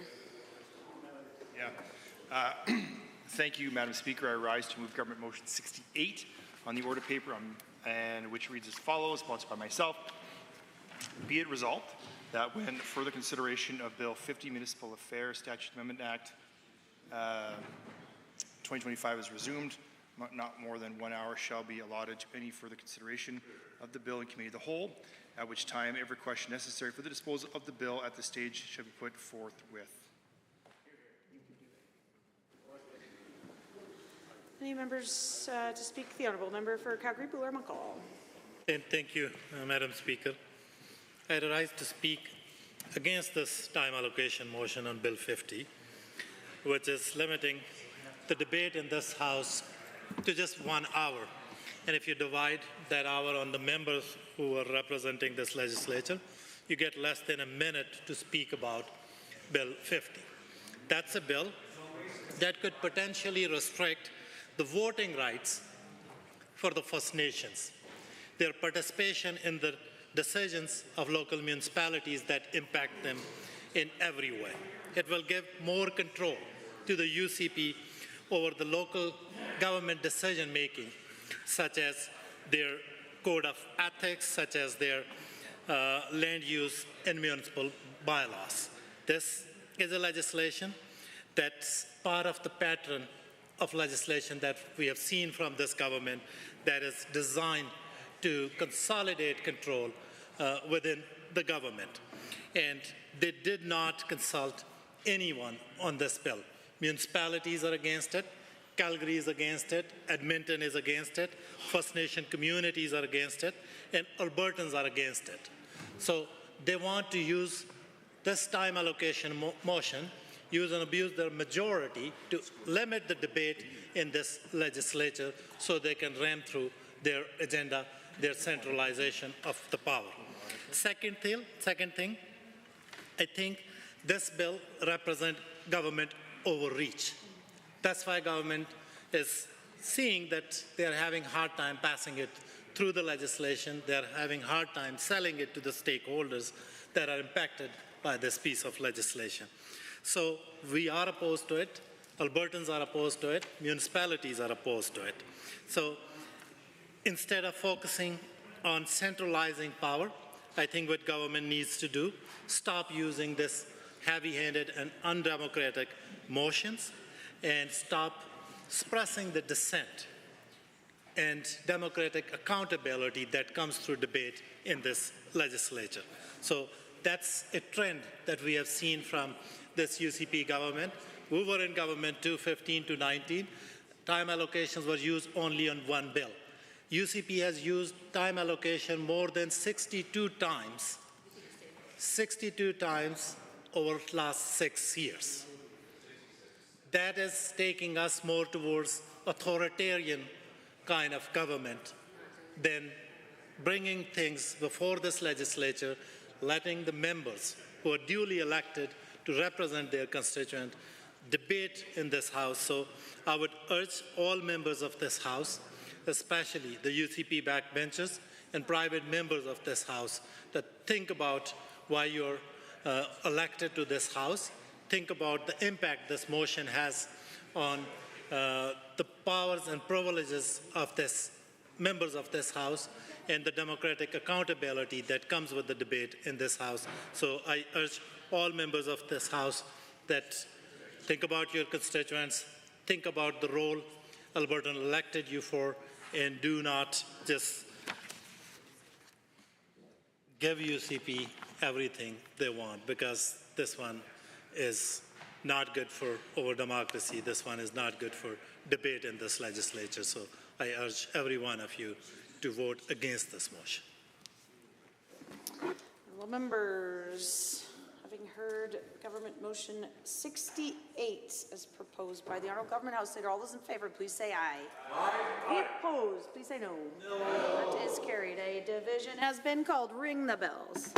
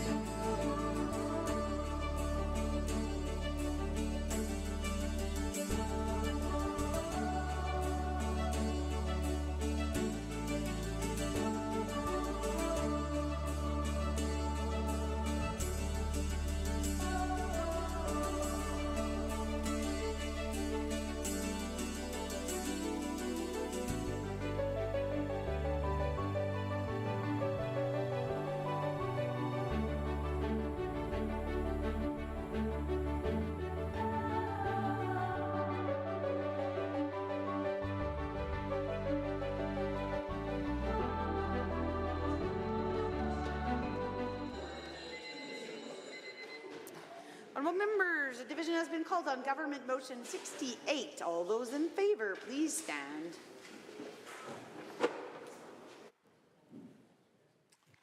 Honourable Mr. Sigurdsson, Honourable Mr. Nicolaides, Honourable Ms. Schultz, Honourable Mr. Williams, Honourable Mr. Glubish, Honourable Minister LaGrange, Honourable Mr. Horner, Honourable Mr. Scow, Honourable Mr. Ellis, Honourable Mr. Amory, Honourable Mr. Newdorf, Honourable Mr. Lowen, Honourable Mr. Wilson, Honourable Mr. Jean, Honourable Mr. Dreesen, Honourable Mr. Nixon, Mr. Wright, Mr. Rosewell, Honourable Mr. Turton, Honourable Mr. Yassine, Honourable Mr. McIver, Honourable Ms. Furr, Honourable Mr. Jones, Honourable Mrs. Sani, Mr. Getson, Honorable Mr. Nally, Honorable Mr. Long, Honorable Mr. Hunter, Mr. Yao, Mr. Stephan, Mr. Van Dyken, Mr. Sear, Mrs. Johnson, Mr. Weed, Mr. McDougall, Mrs. Petrovic, Mr. Lunty, Mr. Dick, Honorable Ms. Armstrong-Homeniuk, Ms. DeYoung, Mr. Bouchard, Mr. Singh, Ms. Lovely. Any opposed, please stand.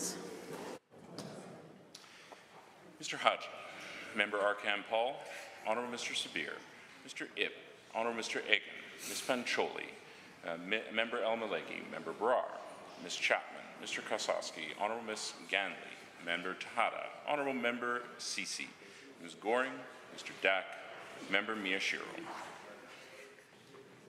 Madam Speaker, total for the motion 43, total against 16.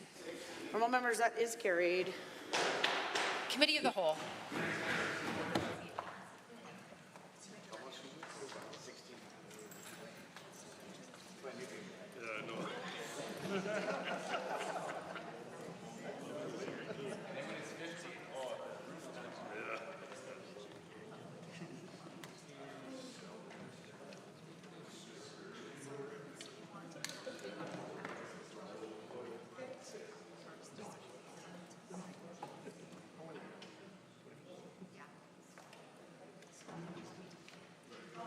Members, I'd like to call Committee of the Whole to order. Committee of the Whole has under consideration Bill 46, the Information and Privacy Statutes Amendment Act 2025.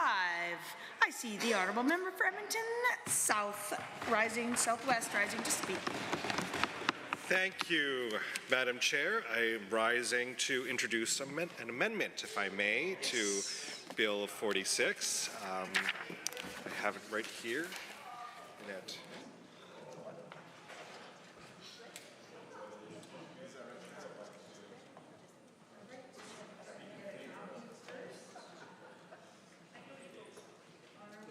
Member, this will be known as Amendment A5. Honourable Member, you may proceed.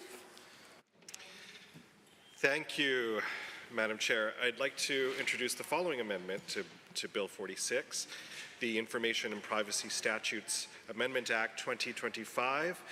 I'll take a few moments to sort of explain my rationale. I should mention that this marks the Fourth Amendment, or maybe even the Fifth Amendment, I believe, we have brought forward to this legislation, each an attempt to protect the democratic principles that my honourable colleague from Mountain View mentioned earlier, and that all Albertans hold dear. And to remind colleagues in this House, we began with two amendments which sought to remove the sweeping Henry VIII clauses outright, clauses that would allow Cabinet to rewrite legislation without public debate or legislative approval. Now, when those were rejected, we offered another amendment, a measured compromise that would have significantly narrowed the scope of these powers, allowing for limited technical updates while safeguarding against abuse. Again, that too was rejected. And so here we are, presenting yet another amendment, one last opportunity perhaps for this piece of legislation, for members of the government side, on the government side, to demonstrate any remaining integrity and backbone, but I'm not holding my breath. Madam Chair, this amendment does not limit or remove any powers. It simply requires that when the government chooses to exercise the extraordinary regulatory powers, that they must publish a copy of the regulation, explain the changes, and provide the rationale within 30 days on a publicly accessible website. If this government insists on keeping these extraordinary powers, if it refuses to accept reasonable limits, then surely it must be willing to tell Albertans when and how it uses them. So Amendment A5 is a democratic safeguard, really a basic standard of democracy. And I know government members would like to dismiss this as all much ado about nothing, but government overreach isn't much ado about nothing. and allow me to continue to make this case that my colleague from Calgary Mountain View so eloquently began in her remarks. And I want to start with first principles. So when a government asks for extraordinary power, in a democracy, it must earn the trust of the public. It must demonstrate that it exercises power with restraint, transparency, and integrity. That's how a transparent, accountable, democratic government should behave. But this government has not earned that trust. In fact, it has done quite the opposite, and I'll just start with a bit of a track record. They've rejected every amendment we have brought forward in good faith. They have refused to commit to public accountability. They have repeatedly shut the door on the very idea of legislative scrutiny. And they're basically saying to Albertans, you know, trust us. Trust us. This is just administrative. But let me remind all members of this House that this current government is under fire for violating its own freedom of information laws, for refusing a public inquiry into the corrupt care scandal, and for replicating the same overreach that they once admitted went too far under Bill 10. This is not how a trustworthy government behaves, and it is exactly why this amendment is needed. Madam Chair, the Minister argued, has argued that information about regulatory changes will be made available in annual reports or other year-end disclosures, but frankly that's not good enough. When laws are changed, especially laws that affect the public's access to their own information or their right to privacy, Albertans deserve to know in real time, not 6 months later, not buried in an appendix to an annual report. Transparency that comes too late is no transparency at all. And by the time year-end disclosures are compiled, the public has already lived under those regulatory changes without knowing what changed or why. Journalists can't ask questions, legal experts can't weigh in, legislators can't respond, and the public is kept in the dark. This amendment, Amendment A5, ensures that disclosure is timely, accessible, and meaningful. And that's important. Let's begin with this government's record. I have to say the most damning evidence of this government's failure to uphold transparency comes directly from Alberta's Information and Privacy Commissioner, Ms. MacLeod. And in her report released just days ago, she found that all 27 government departments were failing to comply with Alberta's Freedom of Information and Protection of Privacy Act. Just think about that. Departments were instructing staff to reject broad requests, force applicants to split their questions, impose arbitrary limits on timelines or topics, all of which are not permitted under the FOIP law. In fact, Commissioner MacLeod wrote, quote, "These public bodies are not permitted by Section 7 and 10.2 to refuse access requests, and they contravene their duties to assist under Section 10.1, end quote. Madam Chair, this wasn't a mistake. It was systematic obstruction. And now this same government, caught in a coordinated effort to block access to public information, is asking for the power to change laws in silence, without scrutiny, without debate. And this amendment says that if it's a very reasonable, simple amendment. It simply says if you want to make a change to the law, you must tell us and the Alberta public and members of this House what you did and why. Let me dig a little deeper into the recent report released by the Alberta's Information and Privacy Commissioner. There's some key findings that I find troubling. First, the Commissioner's investigation uncovered several areas where the Government of Alberta's practices deviated from the requirements of the FOIP Act. There was systematic non-compliance, and the investigation found that the Government of Alberta adopted practices and interpretations that are non-compliant with the FOIP Act. They also found that there was inappropriate use of exceptions, that public bodies were found to be applying exceptions to disclosure in a way in a manner that was inconsistent with the FOIP Act, and that this included overuse or misapplication of discretionary exemptions to withhold information that should have been disclosed.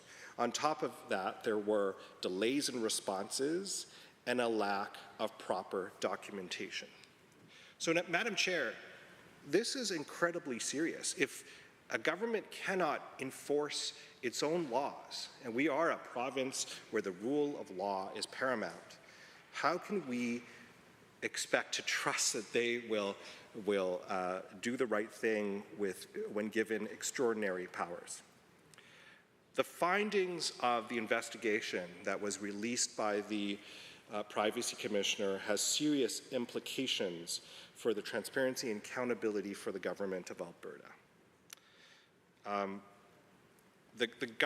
This government could have used the opportunity of Bill 46 to address the gaps, to ensure that they are respecting the rule of law, but instead they are doubling down on their desire to obfuscate, to make it more difficult to hold the government to account, and they are making the process less transparent, not more.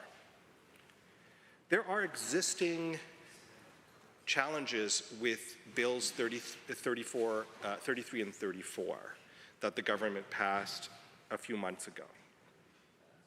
Bill 34, for example, raised significant concerns regarding the potential to undermine the principles of transparency and accountability. So, for example, Bill 34 expanded exemptions for cabinet and political staff records.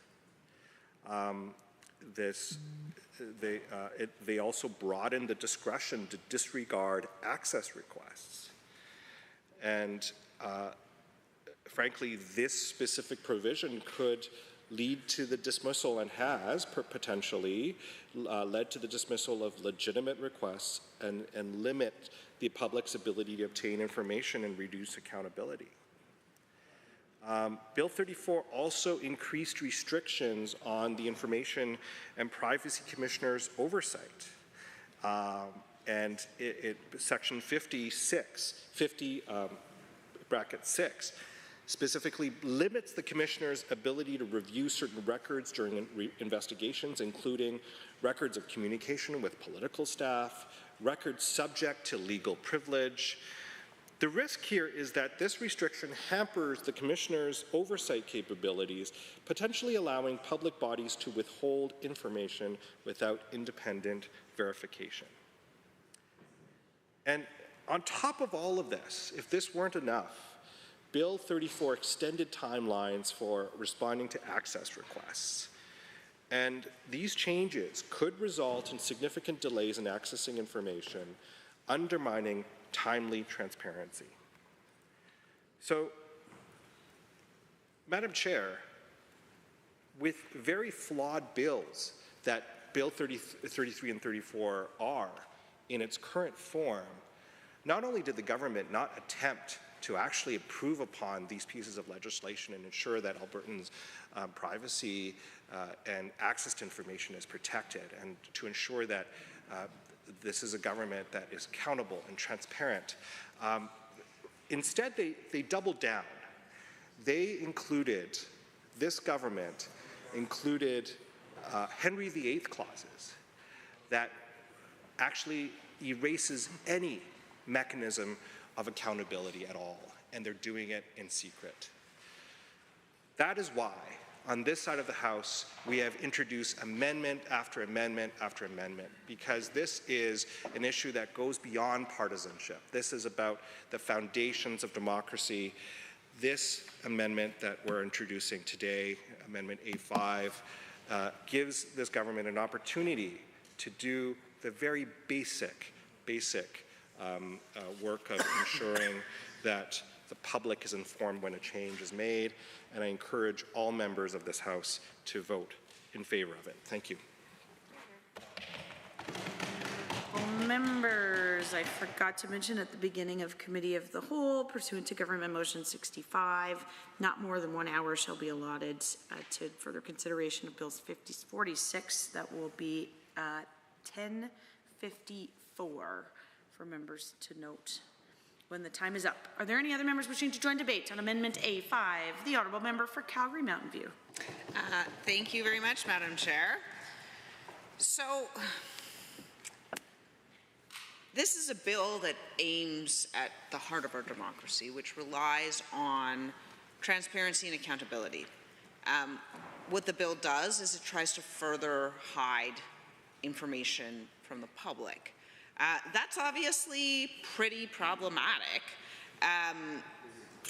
The whole point of freedom of information laws is to allow the public access to government information. So democracy itself is actually premised on people having the information, people making an informed decision. But this is a government who's hiding that information from the people. One might argue it's because they don't want them making informed decisions, because informed decisions would not be voting for the UCP. So it's problematic. It's a very problematic piece of legislation. And when you add to that, one of the specific pieces I want to talk about here is something, people call it a King Henry VIII clause, kind of a long term for it. Essentially, what it's talking about is massive executive overreach. So the executive reaching into the powers that properly belong to the legislature.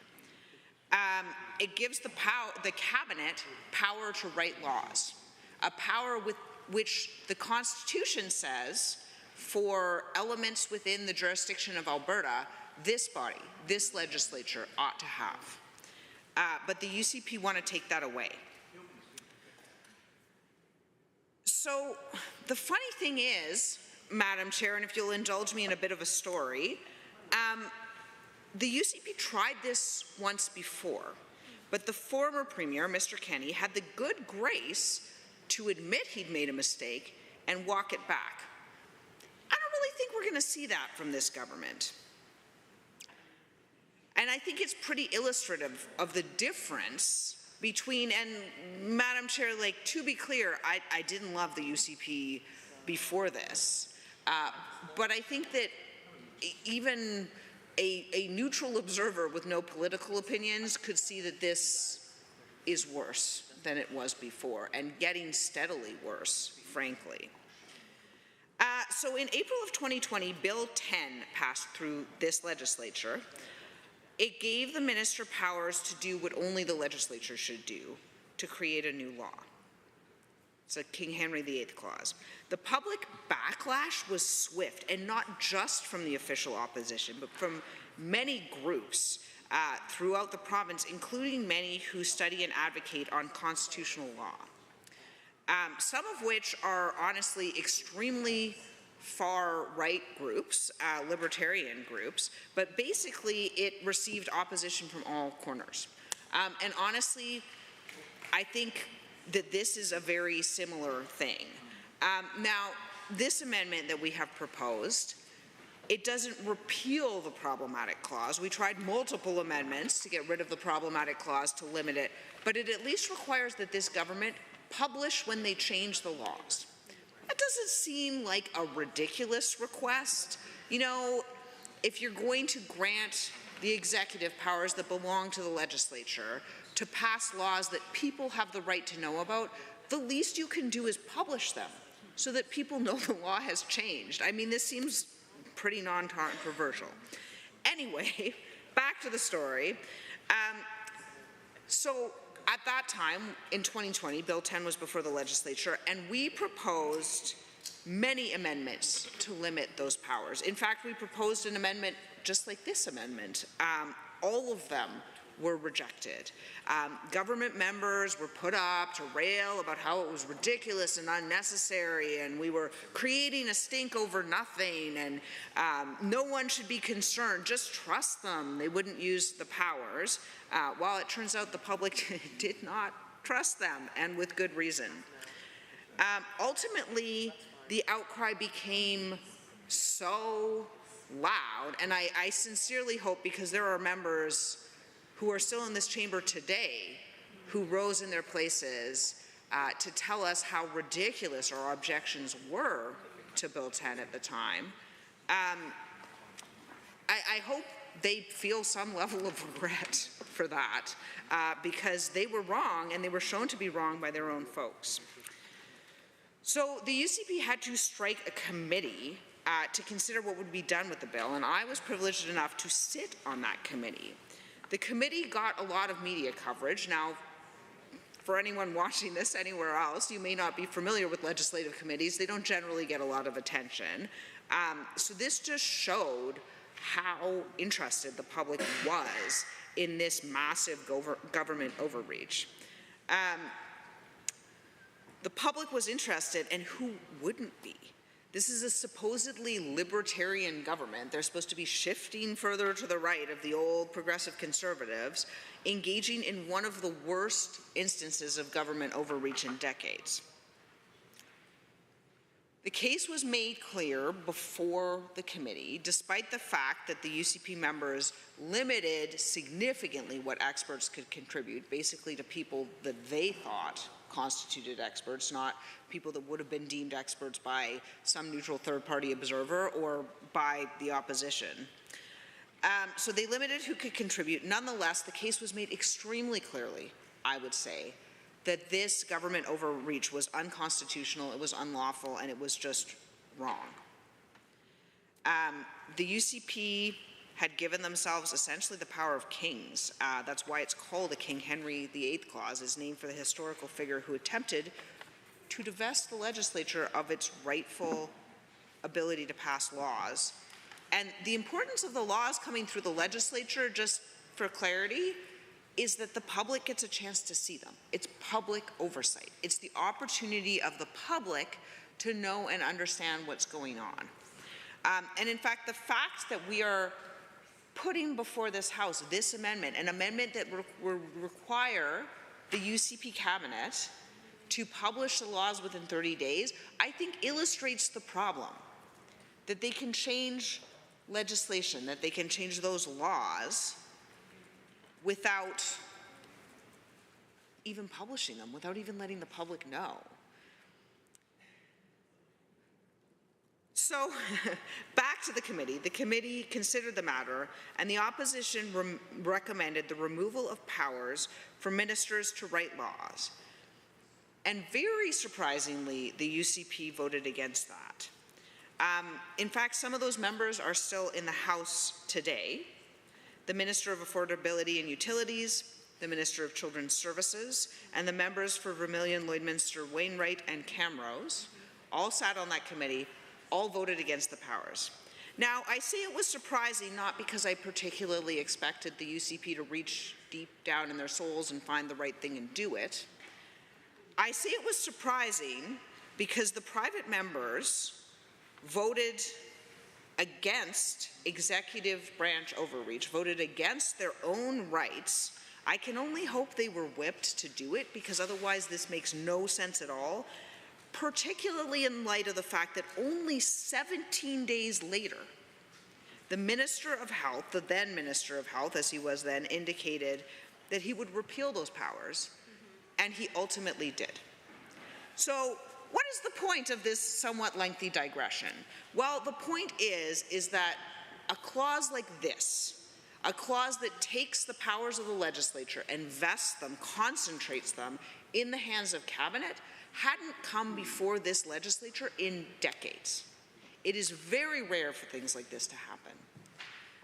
And the UCP did it under Premier Kenney, and they were ultimately forced to walk it back. They were forced to admit they were wrong. I assume those members on the committee, the ones that I have just listed, those who survived the last election, I imagine that they probably felt embarrassed getting massive feedback from their constituents, getting told that they were violating their supposedly libertarian principles. And it was some significantly right-wing stakeholders who were against this. And I expect that they were very embarrassed to then find themselves hung out to dry when the minister decided to reverse position. I'll never know what caused them to vote in that way, but I would say to members of this House, like, those names are on the record forever. Those people are on the record as having voted against the interests of every member of this legislature in favor of executive overreach, and then had the executive itself turn around and say, you know what, that was actually way too far. We're going to go ahead and walk it back.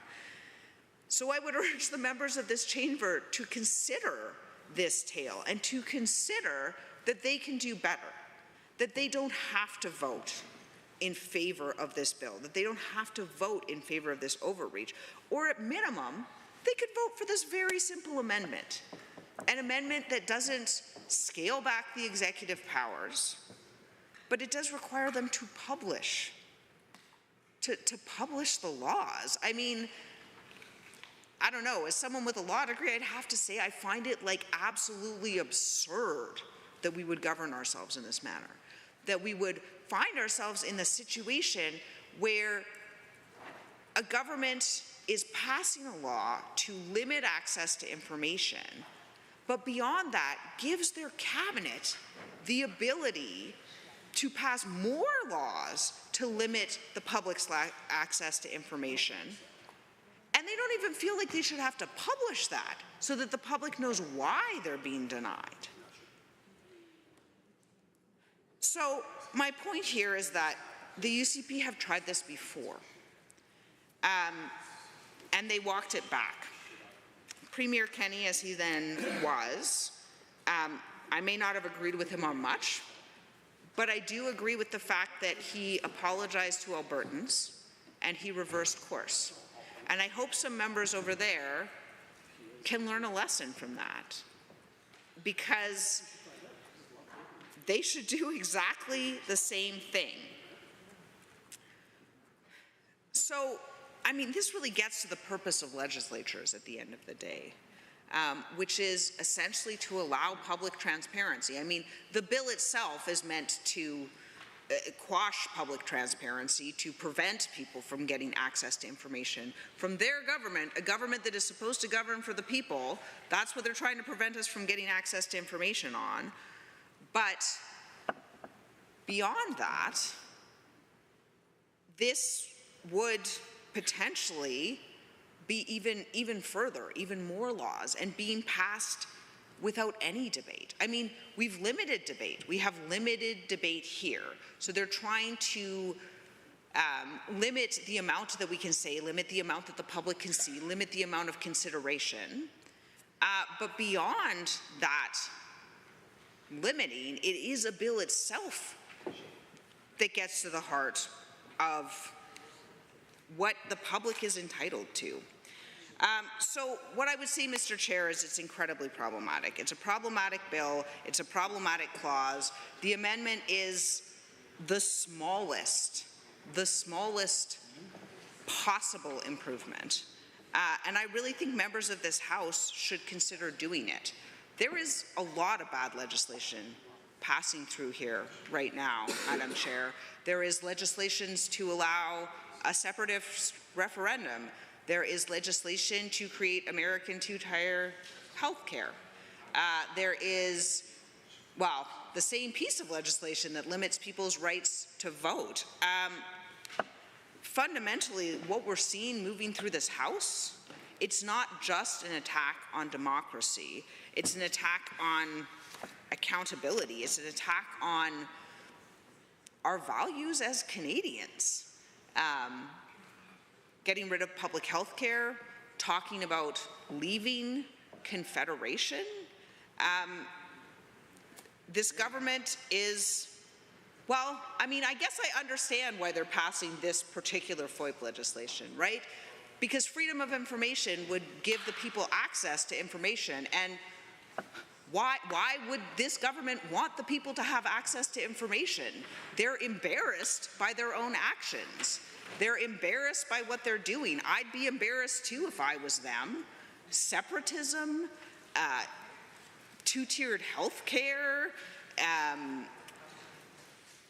gosh, there's so many more. The worst of all possible universes for insurance, it costs more and it does less, much like their two-tier healthcare system will do. Yeah, I guess in some ways I do understand why the UCP is doing this, because I wouldn't want the public to see what I was doing if I were them. I would be embarrassed if I was them. So I understand why they're trying to cover it up. But Madam Chair, at the end of the day, this amendment is very simple. Members should vote in favor of it. It takes the smallest slice out of a massive government overreach, something that the former Premier, Mr. Kenney, knew was wrong, but apparently our current Premier doesn't have any idea what right or wrong is. I would urge all members to vote in favor of the amendment. Thank you. Any others that want to speak on Amendment A5? We have the Minister of Technology and Innovation. Oh, thank you, Mr. Chair. I just felt that I needed to come and bring a little bit of balance to the conversation tonight about Bill 46 and the proposed amendment, because I think it's important to have a balanced perspective before we make our decisions and before we vote in this chamber. And the member from Calgary Mountain View had a lot to say that I'd like to address. First of all, the member went on and on about this Henry VIII clause. Now, I know the member's got a background in law, and I would think, you know, in law, words are important. The specifics of the words that we use and the way we frame a sentence is important because it affects interpretation. And the way we use a word in a sentence conversationally, Mr. Chair, is very different than the way we frame a sentence in legislation and the way that lawyers interpret them. And it's important that in the context of making laws, we talk about the way we framed it from the perspective of interpreting law. And the clause that they're concerned about literally says, for the purposes of making any necessary changes as a result of this act. That is any necessary changes, not any changes, Mr. Chair. There's a big difference between saying any changes that the government wants no matter what versus any changes that are necessary as a result of this act. There's a very big difference between those two statements, Mr. Chair. And this legislation says necessary changes as a result of this act. I've explained this in this chamber before, but the members opposite don't seem to listen. The explanation is that there are literally hundreds of references across every piece of legislation in the government that refer to the old Freedom of Information and Privacy Act, which as a result of Bills 33 and 34 no longer will exist once they are proclaimed. And so we need to make sure that all those old references now refer to the correct reference of either the Access to Information Act or the Protection of Privacy Act of Alberta.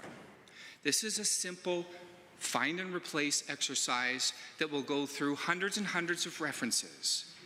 And this is the most efficient way for Ledge Council to be able to go through and make all of those changes and to give them full force and effect in the time frame within which Bills 33 and 34 and their associated regulations will be published and will come into full force and effect upon proclamation, hopefully later this month.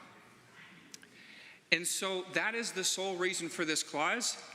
And so to that end, I'm happy to say in this chamber, if it will give folks a little bit of comfort on the other side, that in a future red tape reduction bill in the fall, I would be very happy to repeal this clause because we're not going to need it a month from now.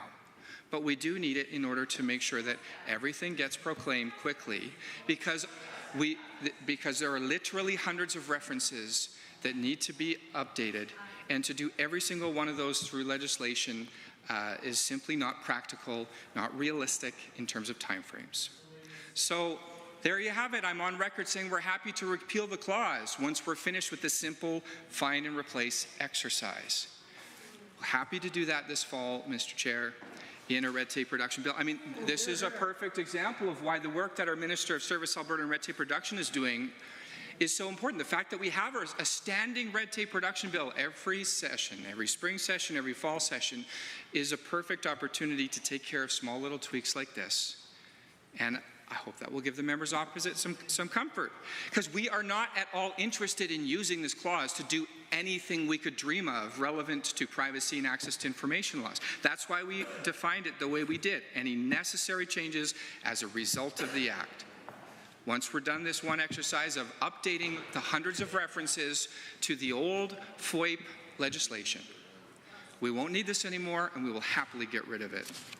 And to the points the member raised about publishing the changes. Look, yes, they proposed an amendment on that, and we decided not to support that amendment. Because you know why, Mr. Chair? Because these changes will all be done by an order in council which will be published the way they always are. These changes will be published later this month upon proclamation of Bills 33 and 34 and upon the publication of all of the associated regulations. So they're already getting what they're asking for. We don't need to make an amendment to the legislation here in Committee of the Whole to make that happen. That's the way the government already works. It's the way that we're going to continue to do things. So, Mr. Chair, this is why I felt it was important to bring some balance, because there was a ton of overheated rhetoric coming from the other side trying to make it sound like the government is trying to give itself extra powers. We don't need those extra powers. We don't want those extra powers. We simply are looking for the most expeditious way to update hundreds of references in dozens and dozens of pieces of legislation, and to do that quickly and in a responsible way. Now, the member went on to talk a bit about how this government should be embarrassed. Well, look, you know what? I think let's talk about something that's worth being embarrassed about. Let's talk about the NDP track record when they were in government. Mr. Chair, they chased away well over 100,000 jobs from this province. They chased away tens of billions of dollars of investment from this province. Mr. Chair, they even went so far as to tell Albertans they should move to BC to go get a job. Shame on them. That's something to be embarrassed about. And, Mr. Chair, that is why the NDP were the only one-term government in the history of this province. Mr. Chair, that is something to be embarrassed by. Mr. Speaker, not only then do they talk about things like that, but then they go on to threaten Albertans by saying that the United Conservative government is trying to impose a two-tiered healthcare system. Mr. Speaker, the member opposite's a lawyer. The member opposite should understand that there is a Canada Health Act that is the federal government's jurisdiction, and that legislation explicitly prohibits a two-tiered healthcare system. We don't make those rules. We can't change those rules here in Alberta, and we follow those rules here in Alberta. We have committed ever since we formed government in 2019 that we would have a universally accessible, publicly funded healthcare system, and everything we have done over the last 6 years continues to build towards a stronger healthcare system that is universally accessible and publicly funded. So any allegations by members on the other side of the House of a two-tiered healthcare system is by definition fear-mongering. The minister is not speaking to the amendment at hand or the bill that's before this committee for debate. Mr. Chair, I think the point is I spoke at length to the bill and to the amendment, and now I was addressing comments made by the member opposite previous, which were not talking about the bill or the amendment, and I'm just simply planning to bring this full circle to explain that all of the arguments presented by that side are fallacies, and that Albertans should not take them seriously. And then essentially bringing it back to my arguments about why we should vote against this amendment and why we should support this bill. Thank you very much. I did hear those references to those things, so I won't call it a point of order. You can proceed and get to the point. Thank you, Mr. Chair.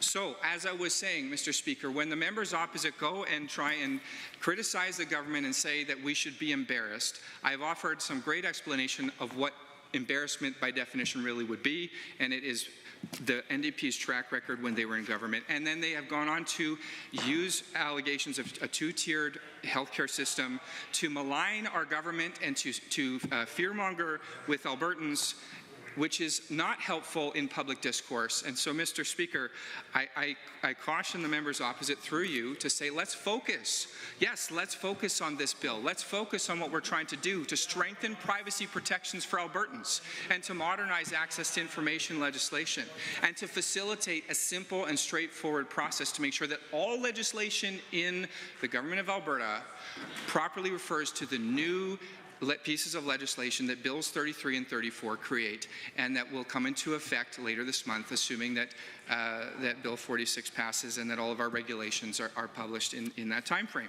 And that's what our commitment, Mr. Chair, is to Albertans, is that we are going to get all of that done. Now, the whole point of Bill 33, Mr. Speaker, I don't hear the NDP talking about strengthening of privacy protections for Albertans, but that was the whole point. Mr. Speaker, the whole point is that we know that that privacy legislation was sorely out of date. It was over 20 years old, and it did not properly address the kinds of advances we have seen in technology in the modern age. It does not deal with social media. It does not deal with artificial intelligence. It does not deal with all of the new tools and technologies that Albertans use and take for granted every single day. And so that was why Bill 33 was so important, was so that we could bring it into the modern day and bring the appropriate definitions so that Albertans knew exactly where they stand and they knew exactly what to expect from their government and from public bodies. And with the changes in Bill 33, Mr. Chair, Albertans will now have the strongest privacy protections in the country. Hear, hear. I know that the members opposite are having a little fun over there at our expense, but the fact is, the good news is we are on this side of the House making the decisions, and they're over there complaining about it because they're sad that they lost the election twice in a row. Mr. Speaker, we are focused on making the tough decisions to strengthen privacy legislation for Albertans so that they can be better protected, and that is exactly what we are going to continue to do, Mr. Chair. And so I'm proud of the work that we've done with Bill 33 on the privacy protection. I'm proud of the work that we are continuing to do to prepare for updates to PIPA for the private sector privacy legislation later this year, Mr. Chair.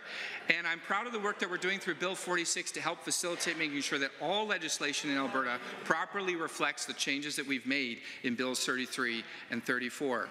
These are important steps forward, Mr. Chair, and we're proud of the work that we've done.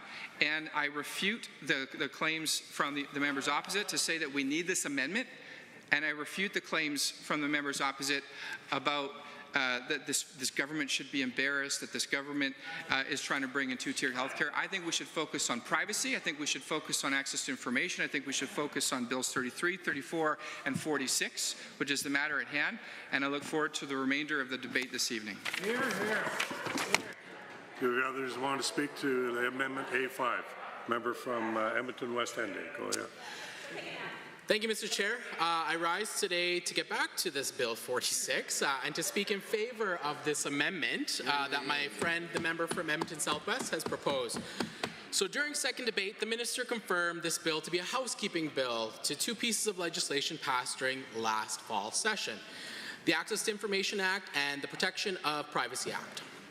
I would add it is a bill that goes too far, but this amendment will temper that, and I urge all in the chamber to support it. And so I know the minister just went on about the necessary changes versus any changes the government wants. And I find it interesting that the minister rose to debate this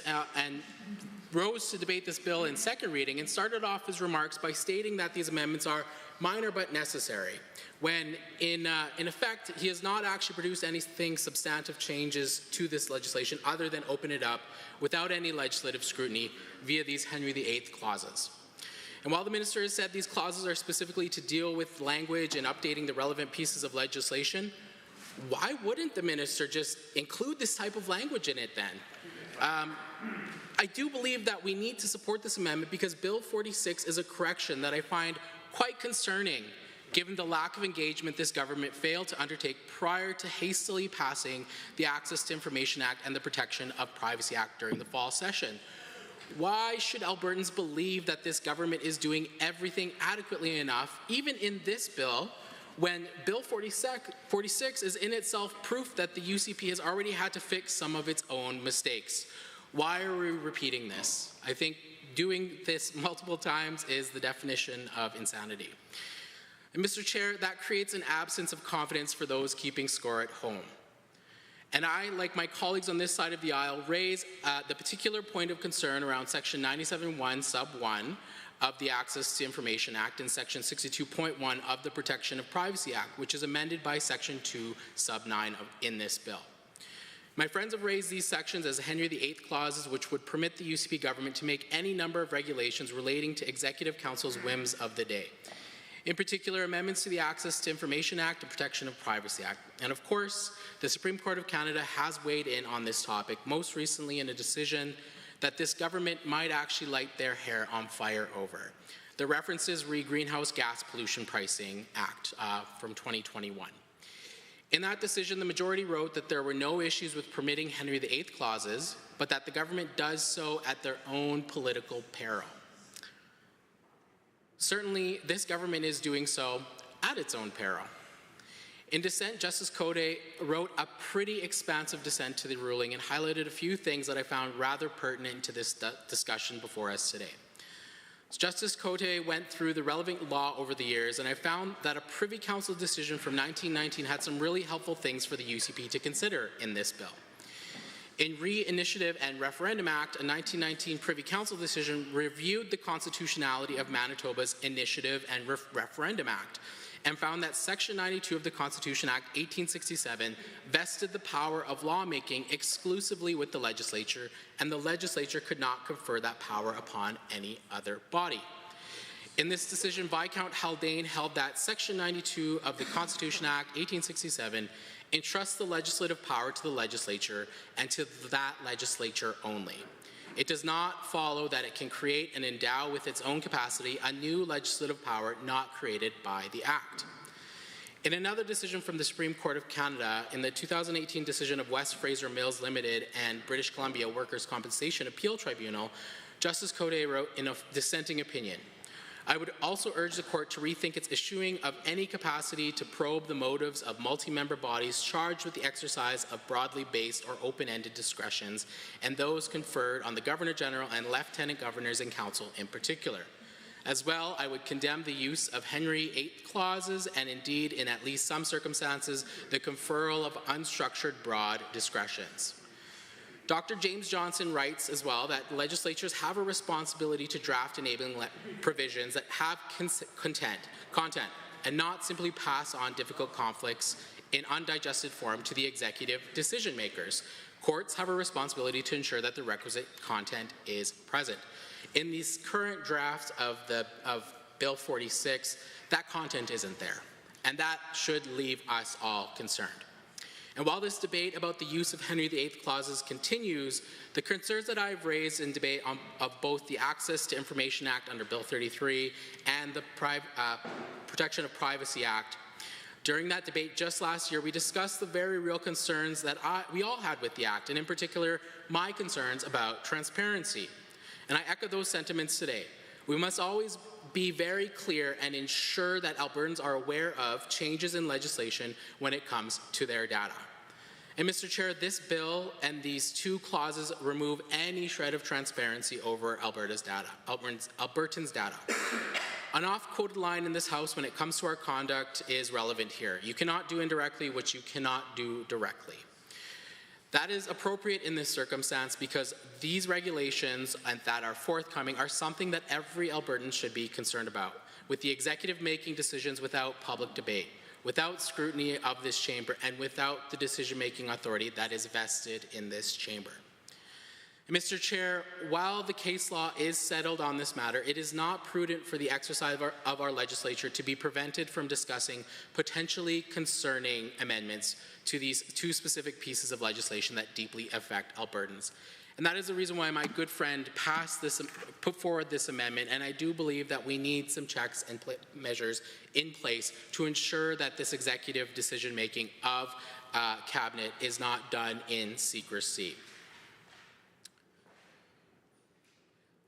This is why I'm opposed to the bill, but I would really hope that this amendment gets passed and I could support this bill.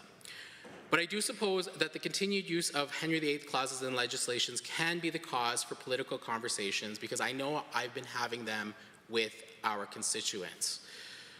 I will certainly continue having them around the changes to the Access of Information Act and Protection of Privacy Act and any other bills that this government puts forward with regulatory inclusions. This is especially concerning lately given the Information and Privacy Commissioner's report after 2 years of investigation have found that the UCP government has implemented internal procedures and policies that allow government employees to wrongfully deny freedom of information requests, and get this, found they were non-compliant with their own freedom of information rules. So this is egregious. While this is not a topic that is as attractive as some of the more ideological backward pieces of legislation that the UCP is passing, it should cause concern to every single Albertan, because the UCP are showing time and time again that it does not have transparency on its agenda. It does not have the democratic rights of Albertans to know what their government is doing. It does not respect Albertans' creator-given right to hold their government accountable. And these amendments to the bill only further consolidate power into the UCP cabinet in more cloak and dagger manners. This is why this amendment by my friend is so necessary. Allowing the government to make decisions behind closed doors and in manners that relate to the privacy of Albertans should raise alarm bells for every Albertan. This is why this amendment is so necessary.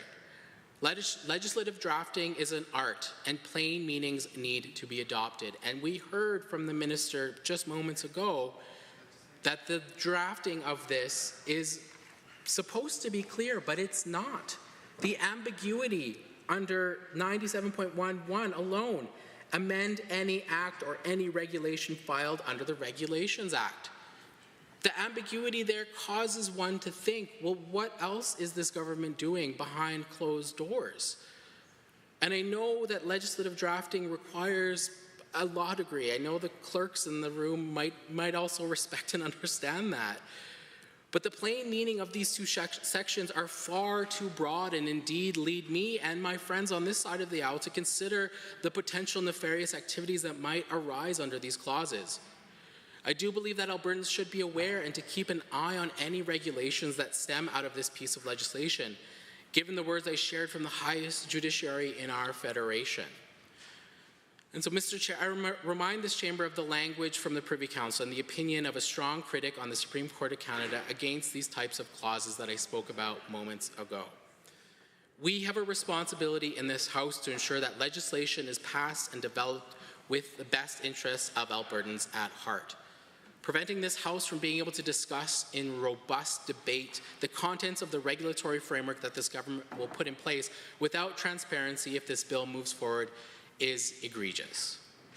It is for these reasons, Mr. Chair, that I cannot support the Information and Privacy Statutes Amendment Act without the amendment passed by my friend from Edmonton Southwest. And I urge the members here to also support this amendment for these reasons. And go Oilers go. We are leading the series of 3-1. Thank you. Thank you very much. Are there others that wish to speak to the amendment A5? Okay, I will take a vote. All those in favor of amendment A5 as proposed by the member from Edmonton Southwest say aye. Aye. Those opposed say no. No. Say that is defeated. Thank you. We will continue on with the Bill 46, the main bill. Go ahead, Edmonton Whiteman. Thank you, Mr. Chair. Can I ask for a time check? You have 8 minutes. Thank you, Mr. Chair. It's a shame that we lost so much of this limited debate, limited by the UCP, to listen to the minister who seemed to be quite upset about the fact that the opposition is doing its job, and actually that we're doing the job that all the private members across the way should also be doing, which is questioning why they're deciding to centralize so much power and control into Cabinet's hands. Exactly. Which, by the way, excludes many, many of the private backbenchers there. But I want to take a moment because the minister seemed to be very concerned that about the wording of his own bill.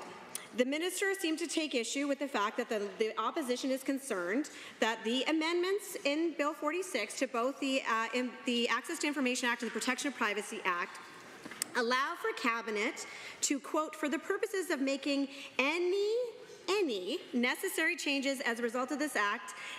They may amend any act or any regulation filed under the Regulations Act. Now, the minister would say necessary. It says only necessary ones. But of course, it doesn't say who gets to determine what is a necessary change that Cabinet can make. And in fact, the only people who will be able to determine whether or not an amendment outside of this legislative chamber takes place will be Cabinet. So that is what the concern is, Mr. Chair. As well, it is incredibly broad. It says that it can be make any necessary changes to any act or any regulation.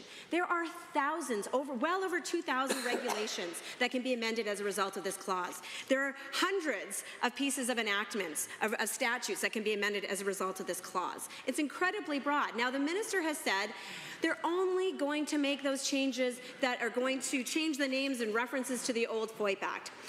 I find that very hard to believe, Mr. Chair, because it makes it sound as if it's about, you know, he didn't want to have to introduce a really big bill. Like that's what they were concerned about, is all the paper that would be created by making a bill that would amend all the FOIP Acts, because that would be too much to ask. Well, you know, Mr. Chair, I'm sitting and I'm not going to use props, but I will reference two bills that are currently before this chamber, Bill 54, Bill 55, both almost 200 pages long, substantive pieces of legislation. It shouldn't take that many pages in order to change FOIP and every reference in the legislation, but even if it would take that many pages, I don't know why this government's so afraid to do that. If they want us to trust them that that's all the purposes behind these changes in Bill 46, they could simply table legislation that either says exactly what they're doing in these changes instead of saying this broad, any necessary change they want, or they could just introduce what was previously known as a Miscellaneous Statutes Act. I'm surprised that this Cabinet is not familiar with that. Through miscellaneous statutes, they can make all the changes they want to do. But instead, Mr. Chair, this government and this minister seems outraged that we won't just trust them. Now, I think we can provide many, many, many, many reasons why Albertans and the opposition and even private backbenchers should not trust this Cabinet and this government. So let's begin by saying we listened to the Minister for Tech and Innovation seemed seemingly outraged that the member for Calgary Mountain View dared to speak. He seemed to take great issue with that.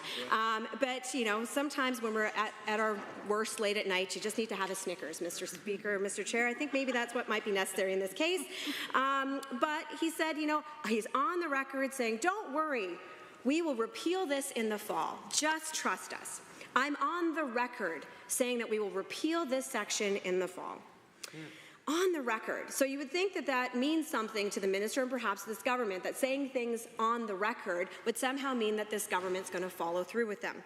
The problem is, Mr. Chair, is that they're asking Albertans to trust them. And if there's one thing that Albertans do not have for the UCP government, it is trust. Let's give an example that was raised recently in question period. The Minister of Justice was on the record just mere 2 months ago saying all MLAs in this House would get a copy of the interim report from Judge Wyant, who's doing their sham investigation into corrupt care, and that we would all get to see that interim report before the final report was tabled at the end of June. He was on the record, Mr. Chair, saying that. And yet, just last week, we had confirmation of what we always suspected, that that is not happening. So it turns out that the things that are said by cabinet ministers cannot be trusted. But let's talk about things that the Premier has said that cannot be trusted.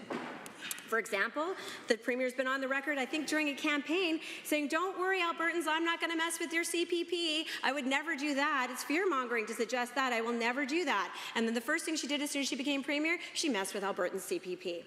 Oh, another thing she brought forward, I remember the UCP standing in this House when they repealed the coal policy, and then Albertans spoke out and like, oh, no worries. We're going to put the coal policy and you can trust us. We won't allow coal mining in the eastern slopes. Oops. I guess that wasn't true either, Mr. Chair, because all of a sudden now that's been repealed, and it looks like we are allowing coal mining on the eastern slopes. How about the promised personal income tax cut that in 2023 the Premier campaigned on and was on the record saying that, don't worry, you're going to get that right away. 2 years later, Albertans are getting a $2 a day tax cut. Ooh, that's so great, Mr. Speaker. So that's, once again, that didn't happen right away. How about this promise of having balanced budgets?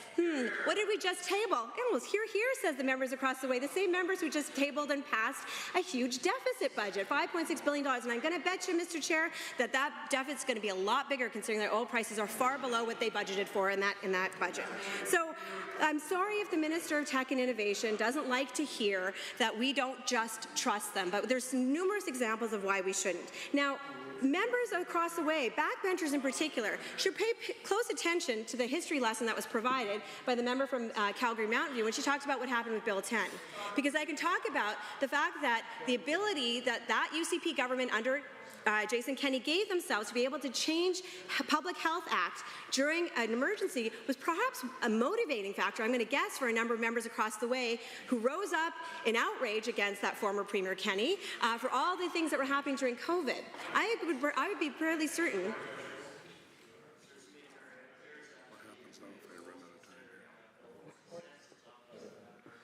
Is not speaking about anything to do with Bill 46.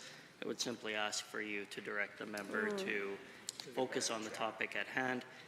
She's obviously very excited at this late hour, but clearly not speaking about the bill before the Assembly.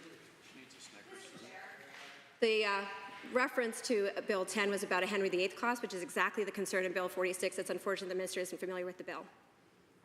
Fine, Porter, go ahead. Thank you, Mr. Chair.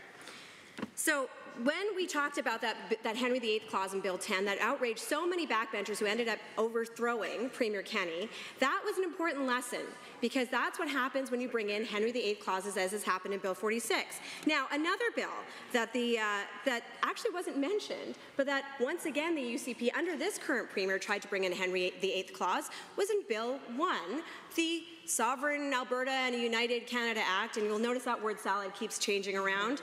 It's now the strong and supportive Alberta and whatever, but whatever it is, it's just a way of trying to avoid saying separatist. But they also tried to do the same thing in Bill 1 when they tried to give the power to the Cabinet to be able to change amendments and enactments. The member from Edmonton-Whitemud, but pursuant to Government Motion number 65 agreed to earlier this evening, which states that after 1 hour debate, all questions must be cited to conclude debate on Bill 46, Information and Privacy Statutes Amendment Act 2025. I must put the following questions to conclude debate. On the remaining clauses of the bill, are you agreed? Agreed. Opposed? Opposed. Carried. On the title and preamble, are you agreed? Agreed. Oh, opposed? Carried. Shall the bill be reported? Are you agreed? Agreed. Opposed? Opposed. Okay. Defeated. Division of the call in the members.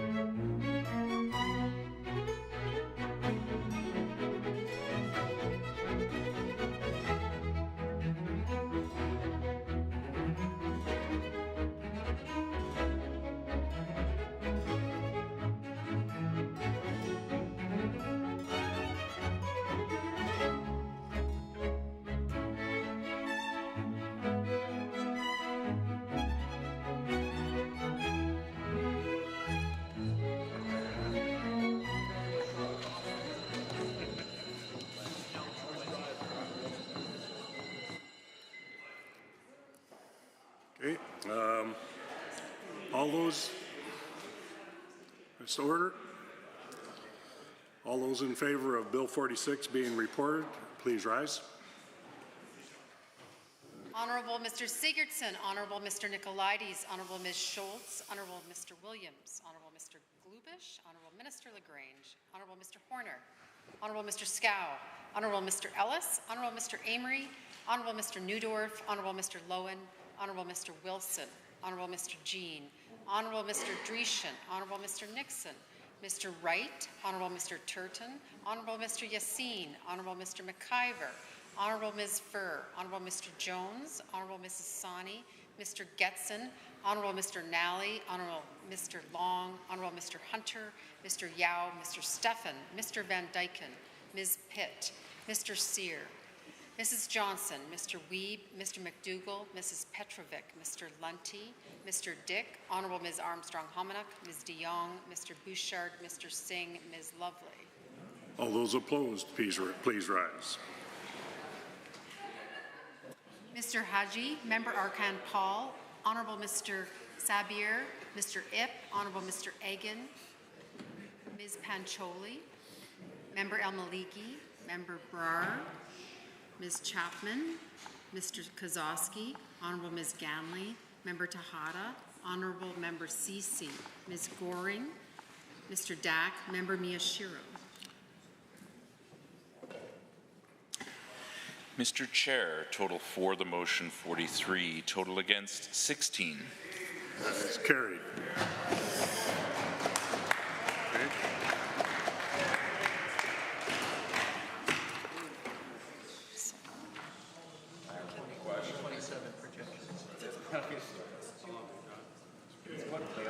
Pursuant to Government Motion 68, agreed to earlier this evening, not more than 1 hour shall be allotted to any further consideration of Bill 50, Municipal Affairs Statutes Amendment Act 2025, in the Committee of the Whole.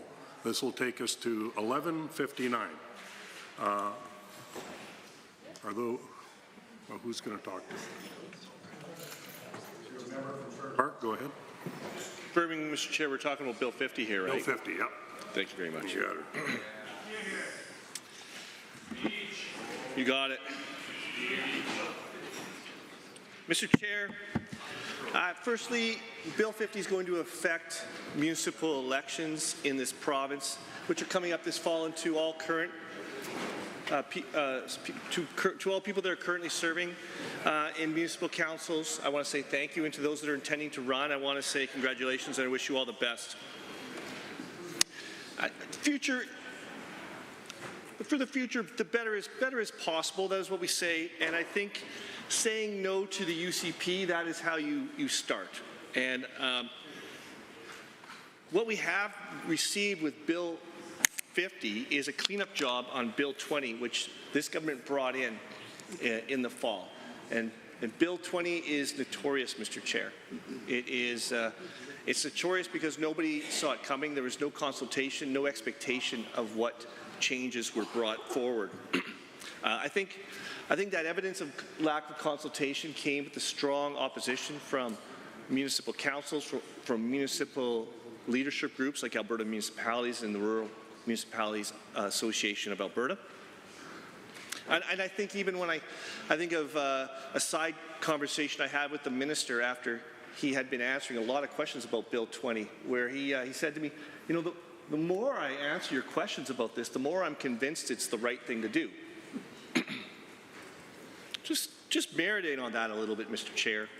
I think that before you bring something to the legislature, you should be pretty sure that it is the right thing to do. But that is not the style of the UCP government. They bring legislation in, and then they like to see what happens. What's the reaction going to be? Bill 50, like Bill 20, should have been right before it came before this legislature. And so we have tried to be very propositional in trying to guide and shape debate so that we can improve it for municipal councils and municipal governments across Alberta, and also in anticipation of the upcoming elections this fall, making sure that the elections will be fair and they will be those that are running for council will be going into a good environment when they are successfully elected. But what we have with Bill 20, some of the highlights that are also brought back in Bill 50, political parties.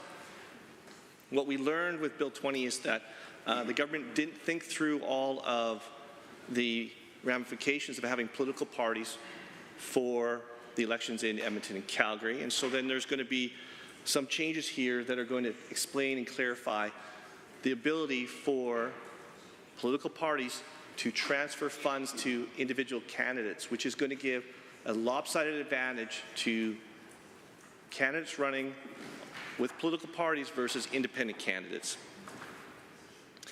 We had in Bill 20 the ban on voting machines in Alberta. And now we are bringing voting machines back in Bill 50.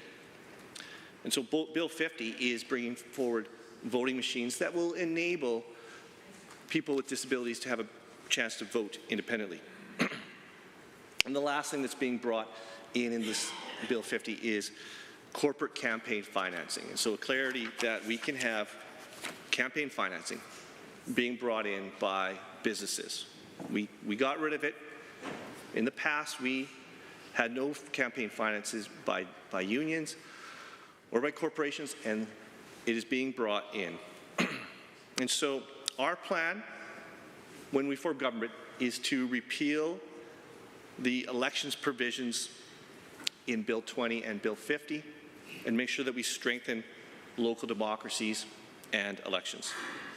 We want to stop corporate and union donations to local candidates, make sure that candidates that run on a slate or as a party have no advantage over independent candidates.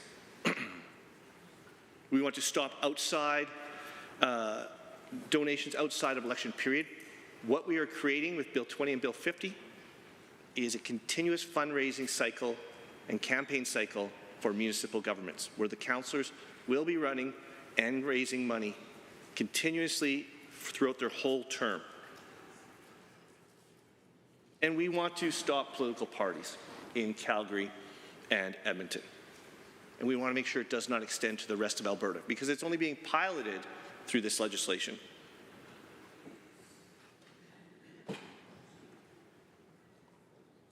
So Bill 50 clarifies the transfer of funds between party and candidate and permits candidates that are running with a political party to be able to spend twice as much on their campaigns as an independent candidate. It's an unfair advantage for those people that are running in political parties. It's extremely unpopular. It's anti-democratic. And we want to restore fair elections, and in anticipation of the fall, make sure that we can stop this advantage from being provided for political parties and candidates running with political parties. Bill 20, as I mentioned, prohibited the use of automated voting equipment. Now, Bill 50 brings automated voting equipment back because they found it actually helps enable voting by disabled voters. So elector assistant terminals are being brought into elections. I noted today the Premier in question period was talking about the ban on voting machines in provincial elections, but then talked about mobile voting machines being available for voters. I'm very confused by the government's position on voting machines. It seems like they're half in, half out. I'd like to just be all in and let the local democracies, let the local municipalities that have invested so much already in their own elections be allowed to use voting machines if they want. So we'll allow local choice. We believe in choice. The UCP are authoritarian. They pander to extremists, and they believe in micromanaging municipal councils. Bill 20, if we remember back to that, really emphasized Cabinet's ability to remove a councillor. It enables Cabinet to repeal a bylaw also, if it doesn't meet the public interest. There was a lot of questions after this. Again, Bill 20 was rushed in with no consultation, no awareness of what was being created. It's not robust legislation. So Bill 50 is trying to do a cleanup job. The cleanup job is almost funnier than the original problem. Bill 50 defines public interest because that was a question that was brought. What is public interest? How can Cabinet repeal a bylaw or get rid of a councillor in the public interest? What is in the public interest? It's clarified in Bill 50. Public interest is whatever Cabinet decides. Wow, that makes me feel very assured of the definition. And on cue, Mr. Chair, Bill 50 repeals bylaws that have been made by council, and bylaws that I know councils across this province all have in place and have put hours of work into creating, and many have spent much money on consultants to develop them. For a while. So, Bill 50 repeals bylaws for council codes of conduct for every municipality in Alberta and provides nothing to replace the codes of conduct. It is reckless, it is irresponsible, and that is the UCP style. They're going to get rid of council code of conduct with nothing in place. An expectation that something will be put in place, but nothing is being prepared. Removing councillor code of conduct with no replacement, facilitating party financing and corporate and union donations, affirming cabinet power to repeal bylaws and fire councillors. They're bringing elector assistance terminals back because they banned the voting equipment and realized it was a terrible idea. And there has been no consultation with municipalities. But, Mr. Chair, I've talked with municipalities and we have come up with some ideas that would make this bill better. And so, Mr. Chair, I would like to present an amendment to Bill 50.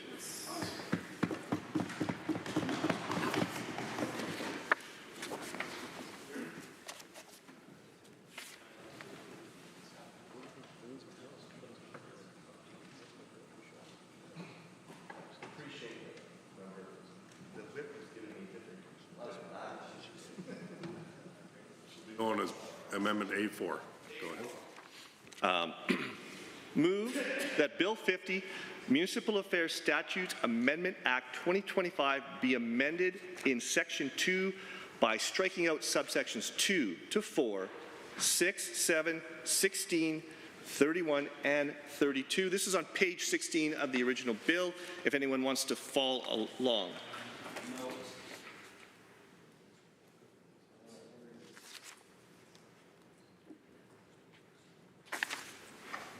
Okay, so, Mr. Chair, may I speak to it? Yeah. It strikes out all of the sections that make codes of conduct changes, so the minister can come back later with an actual plan so that municipalities are not left without any codes of conduct for an indefinite period. And further, it lets people that are running for council know what the codes of conduct that are in place that they're expected to abide by before they run for council. We're opening up the Wild West to elections here without codes of conduct in place. Particularly heading into the local elections this October, it feels very irresponsible, Mr. Chair. And so we would ask that the minister consider repealing all those sections in the Municipal Government Act that are getting rid of the codes of conduct. Speak to the amendment. Question, okay. On Amendment A4, as proposed by the member for Sherwood Park, are you agreed? No. Opposed? No. Let's see, is defeated. Are there others who wish to speak? Carry on. Go ahead. Thank you, Mr. Chair.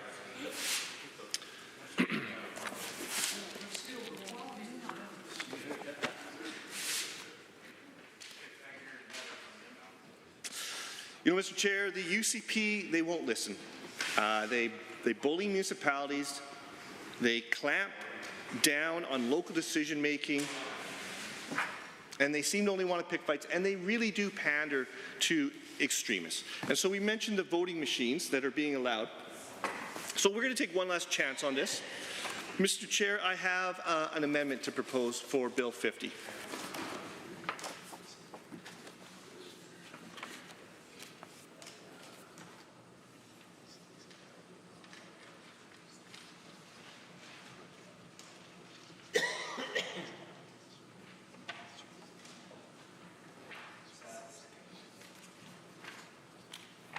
This will be known as Amendment A5.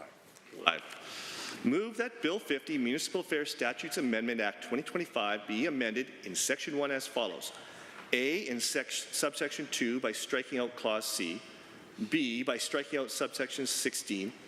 C, subsection 17 by striking out the proposed Section 84 and 84.1 and substituting the following. Alternative voting equipment permitted. An elected authority may, by bylaw, provide for the taking or counting of the votes of electors by means of voting machines, vote recorders, automatic voting systems, or tabulators. Mr. Speaker, this is on page 1 of the bill if anyone wants to follow along. Okay. We have heard from numerous municipalities that have invested so much money in voting machines and now are being told they cannot use it. And some with very effective ways of providing mobile voting in modified buses. And when you're talking about a ballot for some of these municipalities where there are mayor, school board, councillor, having a large ballot that is able to be counted by a machine is an effective way to count votes. So, Mr. Chair, we are taking a stab at Bill 50, proposing an amendment that will give that local decision-making back, because the New Democrats support local decision-making, and we believe that allowing municipalities to decide if they can use a machine or not use a machine to count their votes, it's up to the local municipality, as long as they're following good election rules. So that is our motivation for this amendment. Are there others to speak to Amendment A5? Seeing none, I will call the question on Amendment A5. It's moved by the Honourable Member for Sherwood Park. All those in favour, please say aye. Aye. Any opposed, please say no. That amendment is defeated. Are there any other members wishing to join the debate on Bill 50? The Honourable Member for Sherwood Park. Thank you, Madam Chair. You know, there's a lot of talk in this Assembly and out in the public by the government, but they can't do something because the federal government won't let them. Wish the federal government would just stay in their lane. And what we see with Bill 20 and Bill 50 is a provincial government that will not just stay in their lane. Yeah, they steer right off their lane. They cannot take care of their responsibilities, and often they talk about how they can't do something without federal government's permission to take care of their responsibilities. They can't take care of their responsibilities in education. They cannot take care of their responsibilities in health care. They definitely do not take care of their responsibilities in social services. We have had enough debate in this House about support for individuals with disabilities, and this minister repeatedly going on about the federal standard. What happens to Albertans setting our own standards for support for individuals with disabilities? We need a government that will take responsibility for its areas of focus, including transportation. You can expect any pothole you drive over in this province is the result of UCP government. But I do want to protect the Albertans, and I want to protect consumers that are buying homes, Madam Chair. And the UPC have changed. They have changed the sections of home warranty coverage in this province to make it easier for those people that perhaps build a home on their own to sell that without a warranty. But we are a little concerned about how the transaction of a sale happens. We are worried about the philosophy of buyer beware, and you could be buying a home in this province and not be aware that it has no home warranty, because there are homes that are exempted from it. So we are proposing an amendment, Madam Chair.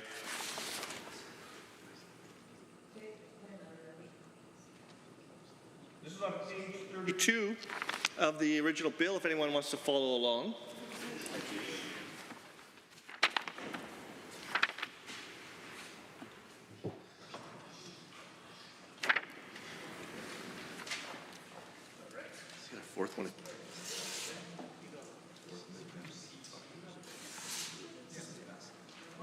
members, this will be known as Amendment A6. Honourable member, you may proceed.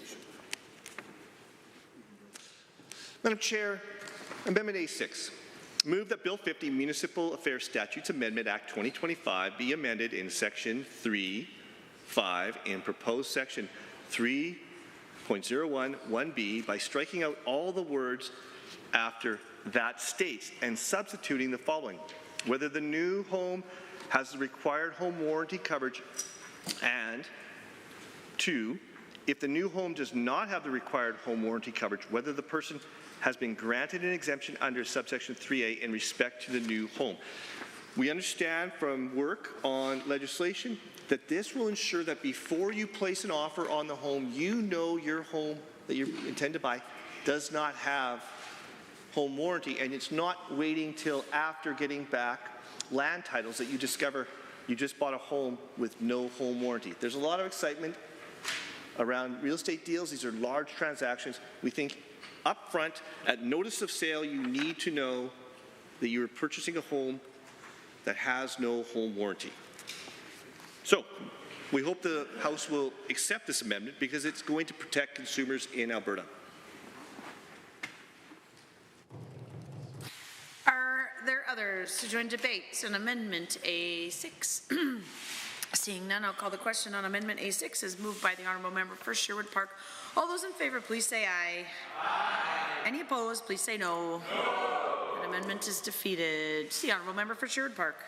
Thank you, Madam Chair. So all members of the public will now know when you drive over a pothole in this province, it's the UPC's fault. And if you buy a home with no home warranty, it is also the UPC's fault.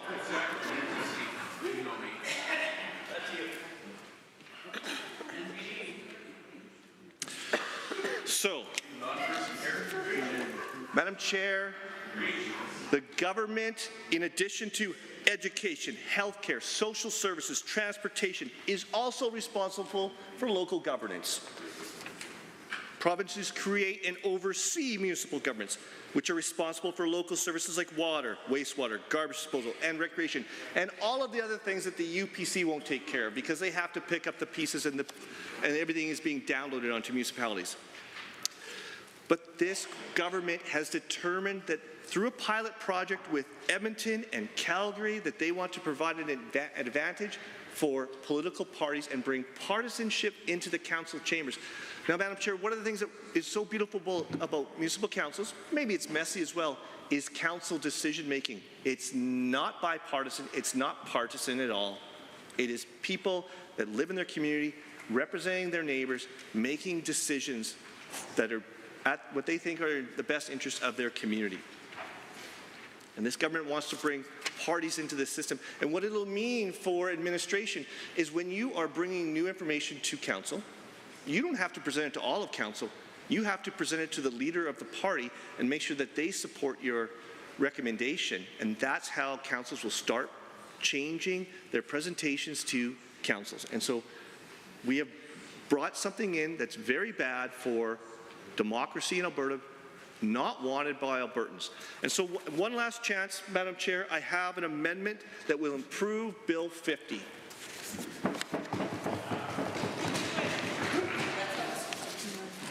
This is on page 14 of the original bill for all those that would want to follow along.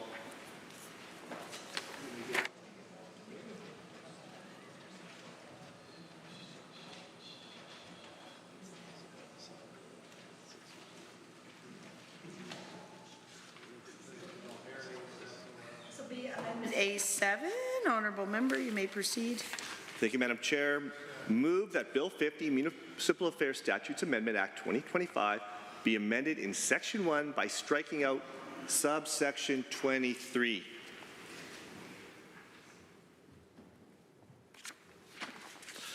Madam Chair, subsection 23 clarifies one of those messes that was left behind by Bill 20, which is political party financing. There was no rule set around it, just this idea that was probably brought up by a group of extremists or very partisan people who are trying to push down on the municipalities of Edmonton and Calgary, perhaps because they're tired of the progressive councils that they keep on electing.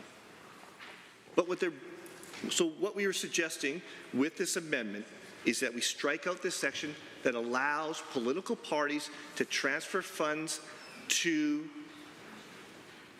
their candidates, and therefore eliminating the advantage that candidates running with parties will have over independent candidates. We think it's important on this side of the House that elections are fair, that there's no advantage provided to a candidate because they're part of a political party, and we now have a two-tier system in our municipal elections in Edmonton and Calgary where those candidates that are running with political parties will be able to receive financing and funding that independent candidates cannot receive. It's not fair, it's not democratic, and we suggest all members of this House accept this amendment so that we can keep political parties out of elections in Alberta's municipalities. Any others to join on A7? Seeing none, on Amendment A7 is moved by the Honourable Member for Sherwood Park. All those in favour, please say aye. Aye. Any opposed, please say no. No. Amendment is defeated. Any other members? The Honourable Government House Leader. My, what a night, Madam Chair. It is a pleasure for me to rise this evening and speak to this bill. And I thought it was interesting, the member opposite from Sherwood Park talking a little bit about thanking the UCP for things like potholes and home warranties. Madam Speaker, there is so much to thank this government for. I could certainly fill 20 minutes and then another 20 minutes on it. But what I would say is, what we could certainly thank the Alberta government today for would be stopping the mass exodus out of this province in 2019. It was the members opposite who told Albertans to leave their own province to go elsewhere to find gainful employment, the kind of employment that will pay for their mortgages, that will pay for their groceries, etc. Another thing that we could talk about thanking the UCP would be certainly the increase in jobs, Madam Chair.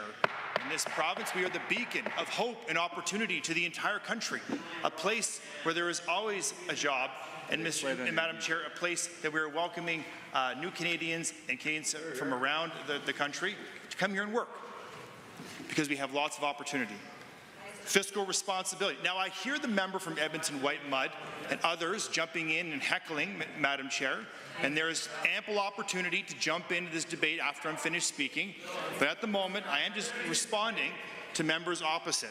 Now, I will go into the speech at hand, and I do think it is a pleasure to rise this evening to speak again. I hear so much banter from the members opposite, and it is funny. If there's something that they need to say, they're welcome to stand up. But I'm happy to stand here as long as they continue to go on and on and on and heckle.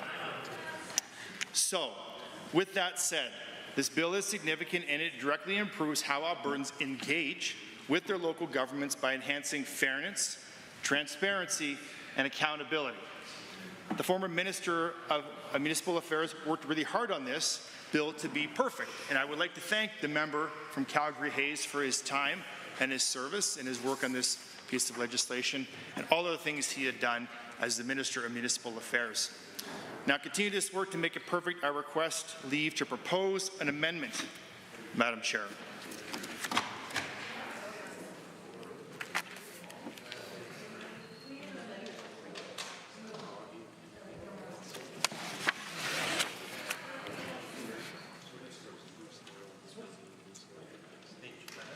Imagine that.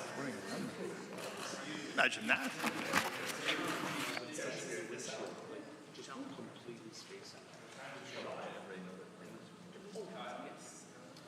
All right, this is Amendment A8. Honourable Minister, you may proceed.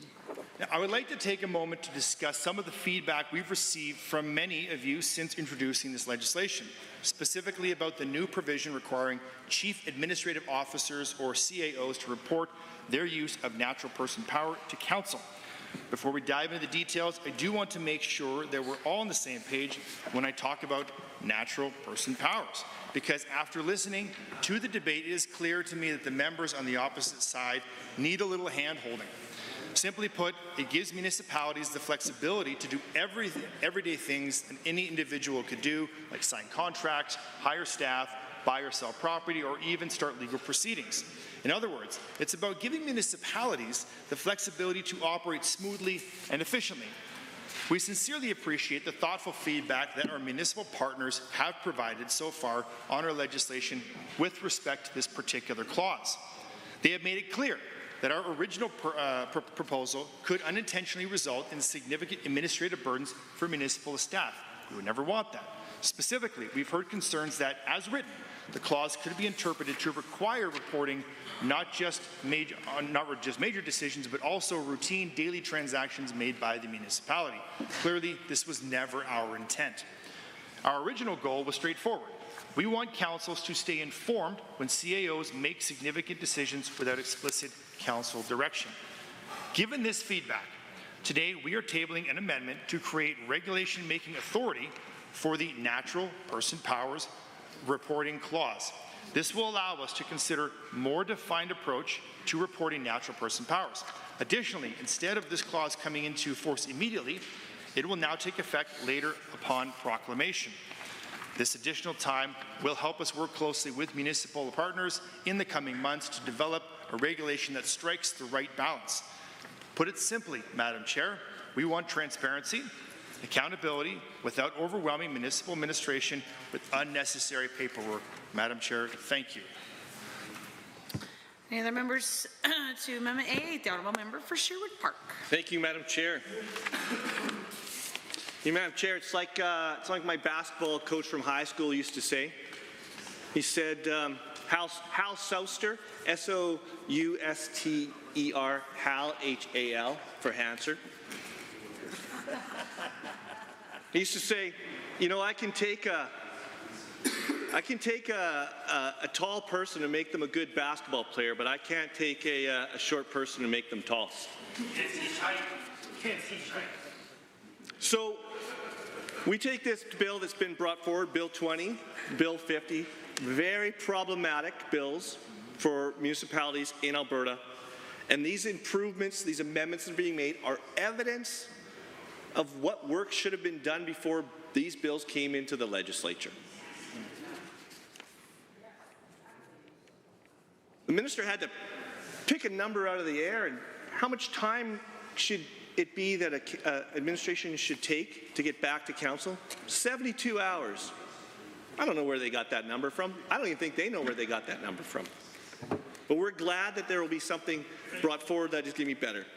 Madam Chair, if there's any concern I have with this, it is the constant reference to regulations. Everything will be taken into regulations.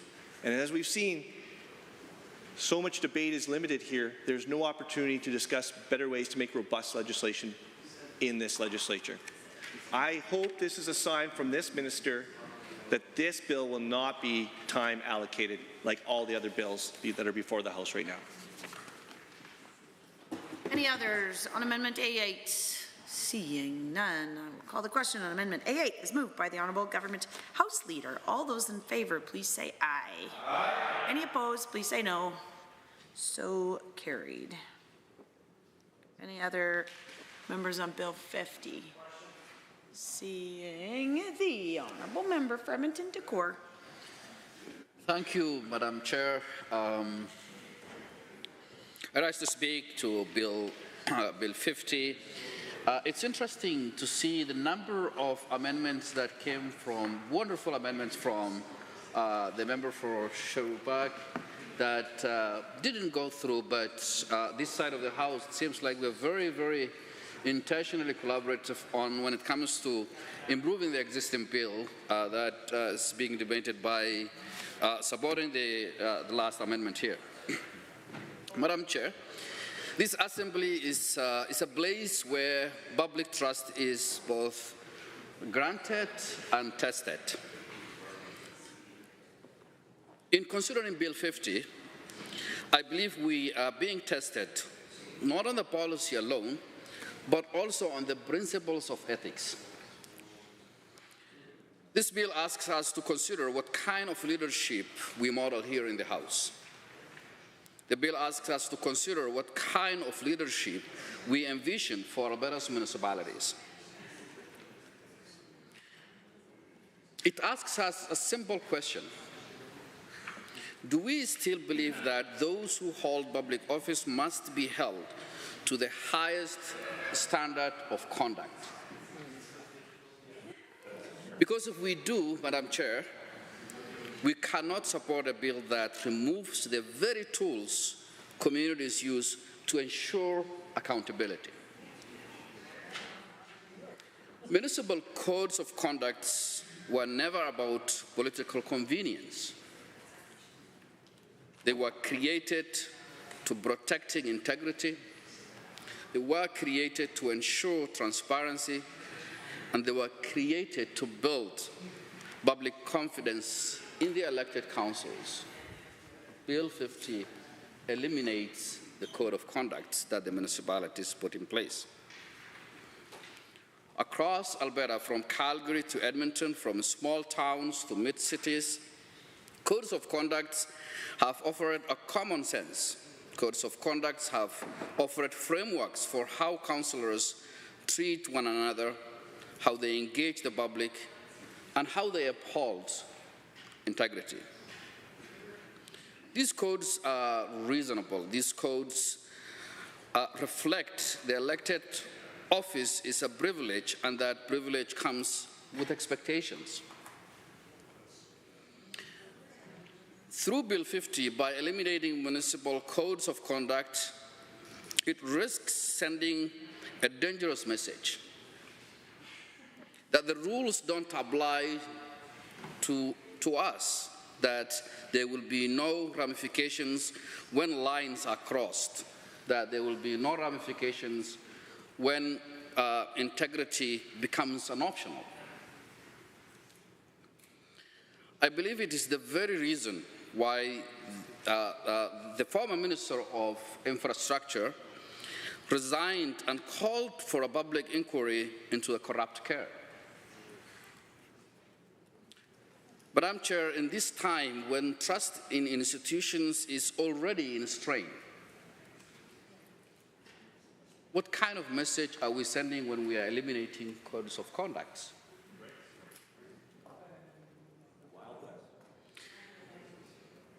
Let me bring us back to the communities we represent here in the House. Calgary's Code of Conduct requires councillors to disclose real estate and financial holdings. Bill 50 is attempting to eliminate that. Edmonton has a system that empowers staff, the public, and the fellow councillors to report misconducts, and there have been numerous misconducts that have been reported. Moving forward, Bill 50 eliminates that. These are systems that reinforce good governance. I can't believe we are debating to compromise these very basic principles of ethics. Let me ask a simple question here. If your councillor in Calgary have been found in violation of their code of conduct in recent years, what happens when there is no code of conduct at all?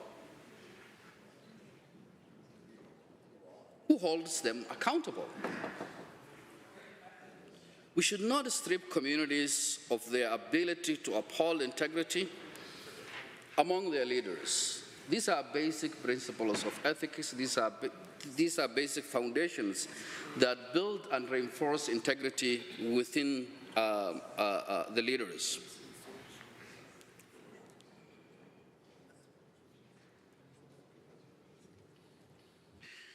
Madam Chair, we are not elected to serve the public. Service begins with commitments to ethical governance at every level of government, whether it is municipalities or the provincial. We should be upholding the integrity of elected office, not loosening the standards that bind us to our commitments. This bill will be remembered for what it says about how we value integrity in public life. I ask every member of this Assembly to reflect Bill 50 as stewards of democracy for the province of Alberta, and I ask every member of this Assembly to reevaluate the implications of this bill on integrity and on trust, on public trust and on ethics. The future of municipal leaders depends on the decisions we make here today, and I ask all members of the Assembly to reconsider and vote against Bill 50. Thank you, Madam Chair. The Honourable Member for Edmonton Northwest. Thank you, Madam Chair. Can I ask how much time is left in the time allocation thing? 20 minutes. 20 minutes. 21 minutes, but you only get 20. Yeah, okay, cool. Thanks. Well, thanks for the opportunity to just say a few words around Bill 50. These time allocation constraints make it difficult, and that difficulty is only exacerbated when the government puts in time allocations and then puts up speakers to eat up time, right? So just saying, you know, pro tip, don't do that. It's not very polite. So anyway, the Bill 50 is sort of an attempt to clean up the car crash, which was Bill 50 here just a few months ago. The after effects of Bill 20 still reverberate today here in Alberta. Municipalities were absolutely apoplectic about the different pieces of Bill 20, taking away their powers, arbitrary constraints on voting and different election financing and so forth. And so, Bill 50 is kind of like a sort of a half measure way to try to clean it up. And I could say, Madam Chair, that it's a very poor attempt to clean up what was a disastrous bill in the first place. And, I don't have to look any further than to see that government amendments, which was brought here at the 11th hour to Bill 50 around natural person powers, just really underlines the not just the effects of Bill 20 and then the cleanup here around Bill 50, but just this attitude the UCP government has towards municipal governments and governance, which is to try to take away as much as they can get away with, and if they get caught, then give a little bit back kind of thing. And so, the natural person powers amendment is good, but what about all these other things? They also are a version of compromising the ability for municipalities and for municipal elected leaders to actually do their jobs and finance the projects to which they are responsible for, and to act in the public interest. And so, if anything, this amendment just underlines just how wrong and how poorly thought out this UCP government's approach to municipalities really is. And of course, this affects everybody in Alberta. Sometimes people think, oh, well, municipalities, that's just this Calgary and Edmonton or whatever, but everybody is implicated. Every single Albertan is touched by these municipal changes, municipal laws, right? From on a county level or a smaller town or a bigger town or village, you name it. This affects everybody. And so I think we all need to take a cautionary lesson from this change to campaign financing. And they call it a pilot in Edmonton and Calgary. But it's very obvious that this is what they want to bulldoze through the rest of the province. And it really creates unfair financing between people who choose to run under a political party banner and other people who want to run just as individuals, literally allowing 2 times the spending for people who are running under a political banner in these upcoming October elections, which is not that far away, Madam Chair. I just really I'm concerned about this, and everyone should be. It sort of mirrors what they see on a provincial level, proposing changes to allow for corporate donations and dramatic increases in personal donations and so forth, where, of course, we see not just in Alberta and Canada, but all around the world, money undermining democracy and money undermining the individual power of an individual's votes to help to create a democratic healthy democratic society. And so I mean, I'm sad for this. I mean, as my colleague from Sherwood Park pointed out, that certainly we would repeal this big money back into politics when we do form the government here in just a few months' time. But in the interim, this can really distort these upcoming municipal elections to the advantage of whoever brings in the most cash, quite frankly. And I mean, that is in effect right now, but I mean, this only exacerbates that big time by allowing continuous campaign financing during the whole term of office, so that every day someone's in a position of their responsibility meant to look after the city or the town or the county that they're responsible for. But then every day they have to think about, raising some more money, right? And of course, when you're doing that on a continuous basis, and you're making choices on a continuous basis, those two things can interfere with each other, and again, undermines a healthy democracy. This whole idea of removing the code of conducts for councils, I mean, again, this is just creating a huge vacuum, right, for behavior and the moderation of behavior for what councillors should be expected to how they should be expected to conduct themselves. And the whole sort of brash thing that they had about removing people and the cabinet having the ability to remove a councillor as well. I mean, talk about speaking out of both sides of their mouths. I just heard this same evening talking about how people should this should be we'll let the electorate vote them out in the next election. I heard the Minister of Education say that loudly and proudly when he was talking about school trustees. And then suddenly over here, right, we're talking about council and allowing this cabinet to remove councillors. And this cabinet, it seems to be wanting to remove code of conduct as well. So, I mean, a whole lot of this just doesn't make any sense. And I don't want to read into how these rules were written on the back of a napkin, or they were just a hodgepodge of suggestions and then they just cut and paste them together or something like that. But, it just adds up to bad governance by this UCP government, sticking their fingers into municipal levels of government where people do want to do a good job and not just write things on the back of a napkin and in fact make decisions that are best for their town or their county or their city.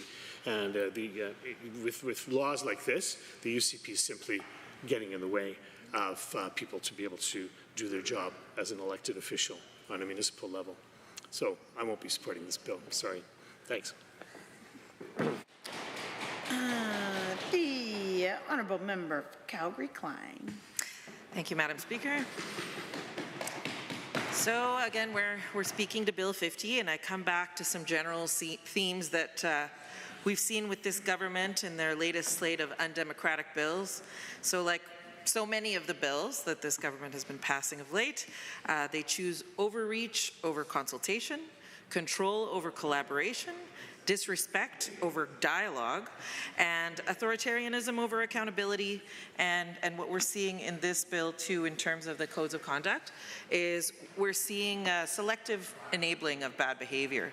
So I'm going to ask a question again that I think is one of my favorites. It's such a simple question from the member for Lethbridge West, from one of these late night sessions that we've shared time on, and ask the key question: who is this for?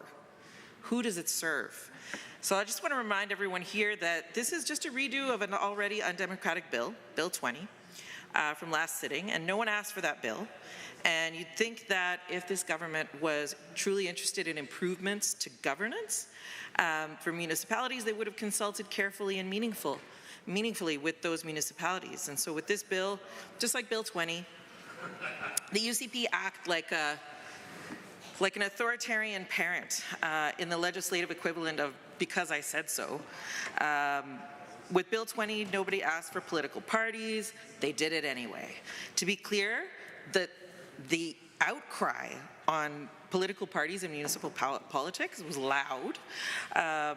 And really, they continue to face that same opposition when it comes to any bills where the province decides that it would like to intrude on the jurisdiction of other orders of government. Now, this is something they complain about quite loudly when they're talking about the federal government and what they deem an intrusion on their jurisdiction, but they will happily do it to other orders of government. And now what we're seeing is they've come back to Bill 20 and they're doing things like massaging elections finance rules to favor parties over independents.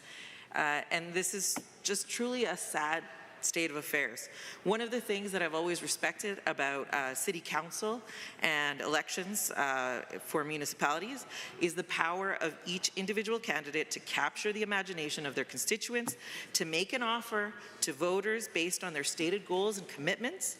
And I really have always respected the hustle of these individuals, not backed by a political party, to fundraise and to do it on a level playing field for everyone that's involved. For a party and members that like to talk about how libertarian they are, to echo the member from Calgary Mountain View, they certainly love to impose an agenda on municipalities, on public servants, and ultimately on the people that they serve in those communities that they are sworn to serve. And sadly, what I'm seeing is that this isn't done in the interest of better serving municipalities or those communities. So we've seen municipal leaders speak out on this, and they have got good reason to. One of the biggest concerns they have is the removal of codes of conduct. And I have to say, I am forever mystified by a government that would remove the ability of another order of government to hold its elected members to account. So this should shock every one of us in this chamber. We are constantly held to a high standard of ethics. We take an oath, we commit to being good stewards of public monies, we're accountable for our expenditures, for showing up, for our presence at committees, and so no matter what side of the aisle we're on, we commit to being ethical. And fortunately, we have measures and standards in place that keep us accountable. Member service orders outline very well what our duties are. We put in our expenses. We have to give proof of our expenses. We know what the guidelines are for acceptable use of public monies. And I can think of a few examples in recent history where city council members weren't living up to their commitments. And in some cases, it's interpersonal conduct, it's a failure to represent constituents by not showing up, it's a failure to comply with expenditure guidelines, it's irresponsible use of public monies. The Code of Conduct was a tool that the council and council members could employ to hold bad actors to account. And so now the government, this provincial government, wants to remove those measures of accountability. So on top of removing the codes of conduct going forward, well, if you are caught in the net of currently not having met some of those minimum standards for ethical behavior, not to worry. The UCP is waving a magic wand and all is forgiven. Those complaints against you are cancelled. Nothing to worry about. So I ask this question again. Who is this for? What purpose is served by removing accountability? And maybe, I don't know, maybe that's a silly question. We've already seen the remove accountability when it comes to Bill 8, removing the limits on gifts that we can receive. The only thing I can think about when I'm thinking about who benefits is the bad actors. And I guess if the bad actors are your friends, that makes sense. Yeah. It's a sad state of affairs, and for that reason, I urge all members to reach real deep into what you swore to do when you took your oath in serving Albertans, in holding elected officials accountable, and I urge you to vote against this bill. The honourable member for Lethbridge West. Thank you, Madam Chair. Appreciate that. So, you know, looking through Bill 50, you ask yourself why. someone that served 2 terms on city council, I look at this going, why would this government want to do this? What is the purpose of this? The MGA was already one of the thickest pieces of legislation we had after the Insurance Act. I talked to my friend from Calgary Buffalo, who also served on city council, and we were looking at this legislation going, why? What is the reason for this government, again, introducing legislation, trying to solve a problem that doesn't exist? One thing they did, though, which is good, actually talked to munis, the Alberta municipalities, which is really good. Except it'd be better if after they talked to Alberta municipalities, they actually implemented the things that munis told them to do, which that's a whole nother story.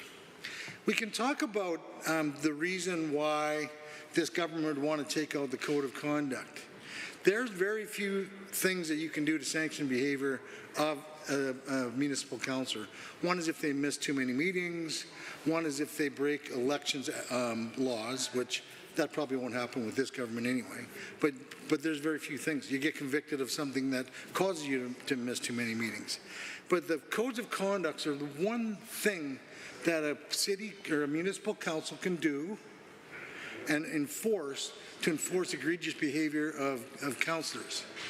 Now, I'm not sure what the reason is for this government wanting to do this, unless they're protecting some of their own friends that are sitting in councils across the province. But I guess we'll see if that happens, right?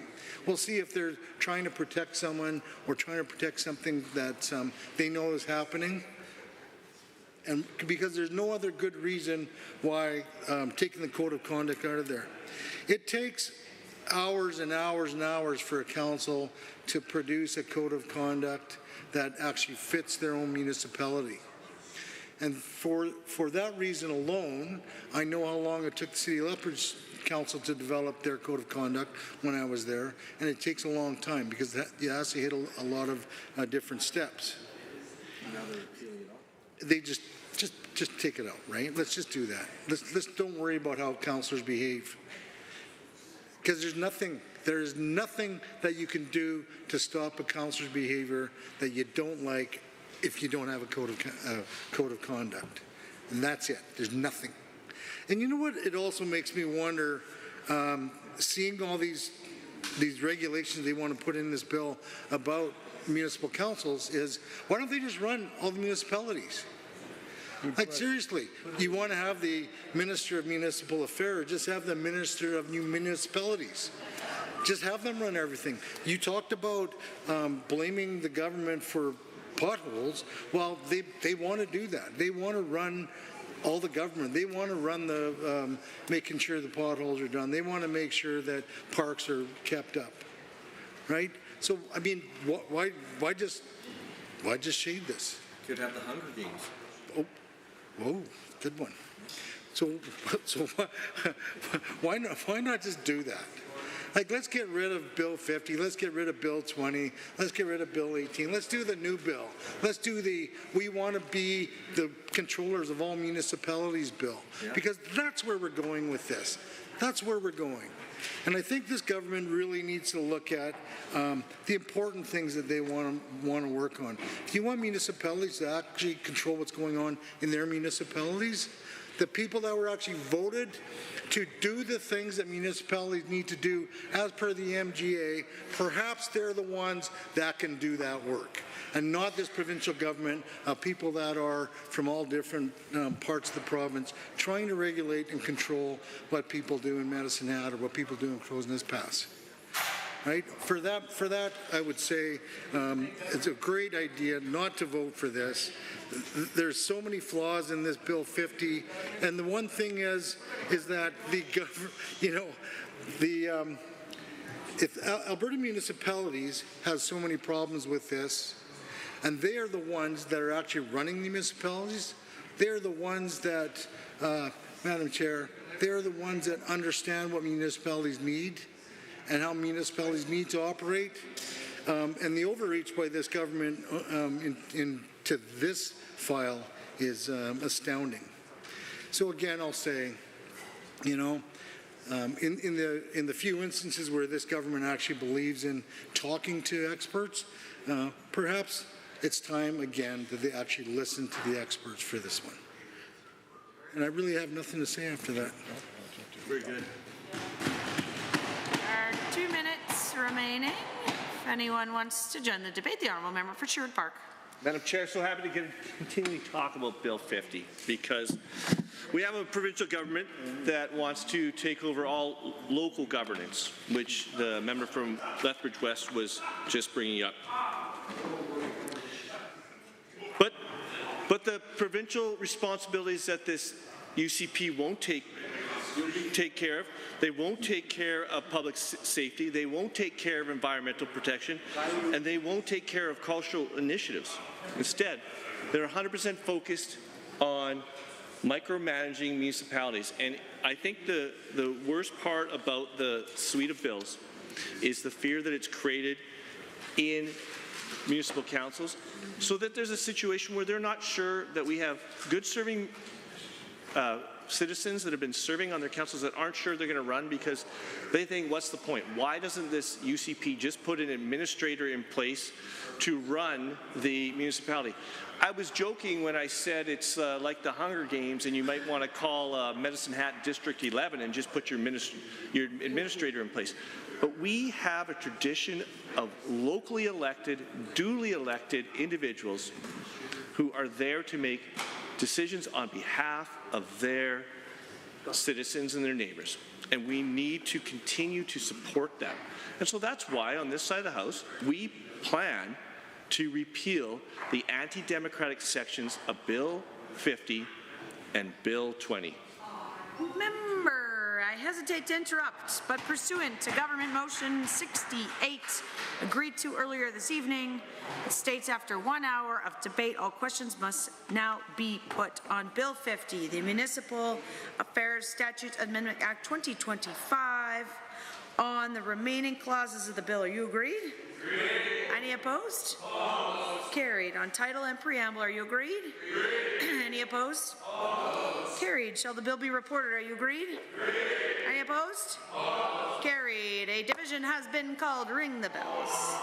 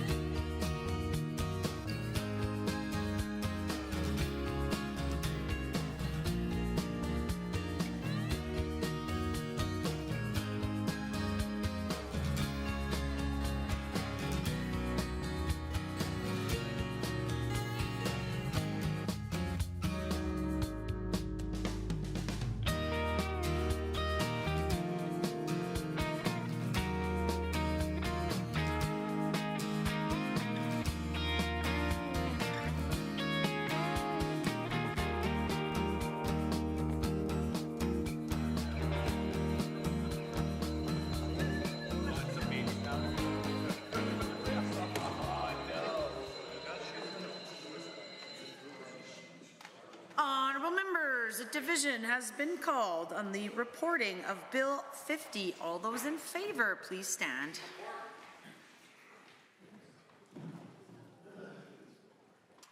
Honourable Mr. Sigurdsson, Honourable Mr. Nicolaides, Honourable Ms. Schultz, Honourable Mr. Williams, Honourable Mr. Glubish, Honourable Minister LaGrange, Honourable Mr. Horner, Honourable Mr. Scow, Honourable Mr. Ellis, Honourable Mr. Amory, Honourable Mr. Newdorf, Honourable Mr. Wilson, Honourable Mr. Jean, Honourable Mr. Dreesen, Honourable Mr. Nixon, Mr. Wright, Mr. Rosewell, Honourable Mr. Turton, Honourable Mr. Yassine, Honourable Mr. McIver, Honourable Ms. Furr, Honourable Mr. Jones, Honourable Mrs. Sani, Mr. Getson, Honourable Mr. Nally, Honourable Mr. Long, Honourable Mr. Hunter, Mr. Yao, Mr. Stefan, Mr. Van Dyken, Mr. Sear, Mrs. Johnson, Mr. Weeb, Mr. McDougall, Mrs. Petrovic, Mr. Lunty, Mr. Dick, Honourable Ms. Armstrong-Humeniuk, Ms. De Young, Mr. Bouchard, Mr. Singh, Ms. Lovely. Any opposed, please stand.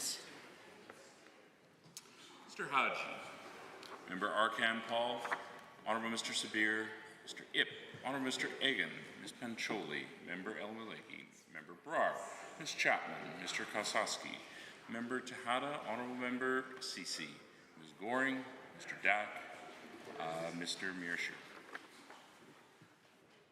Madam Chair, total for the motion 43, total against 15. All members, that is carried. The Honourable Government House Leader. Thank you, Madam Chair. I move that the committee rise and report Bills 46 and 40 and 50. Amendments. Having heard the motion to rise and report on Bill 50 with amendment and 46, all those in favor, please say aye. Aye. Any opposed, please say no. So carried.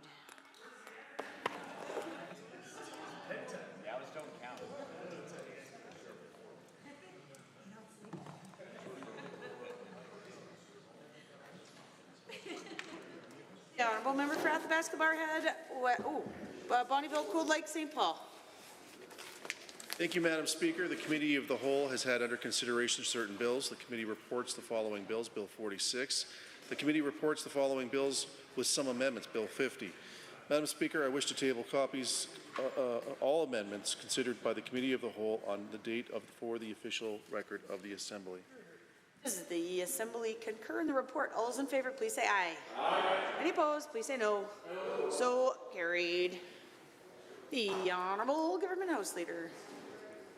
Thank you, Madam Speaker. I rise to request unanimous consent of the Assembly to revert back to notices of motions.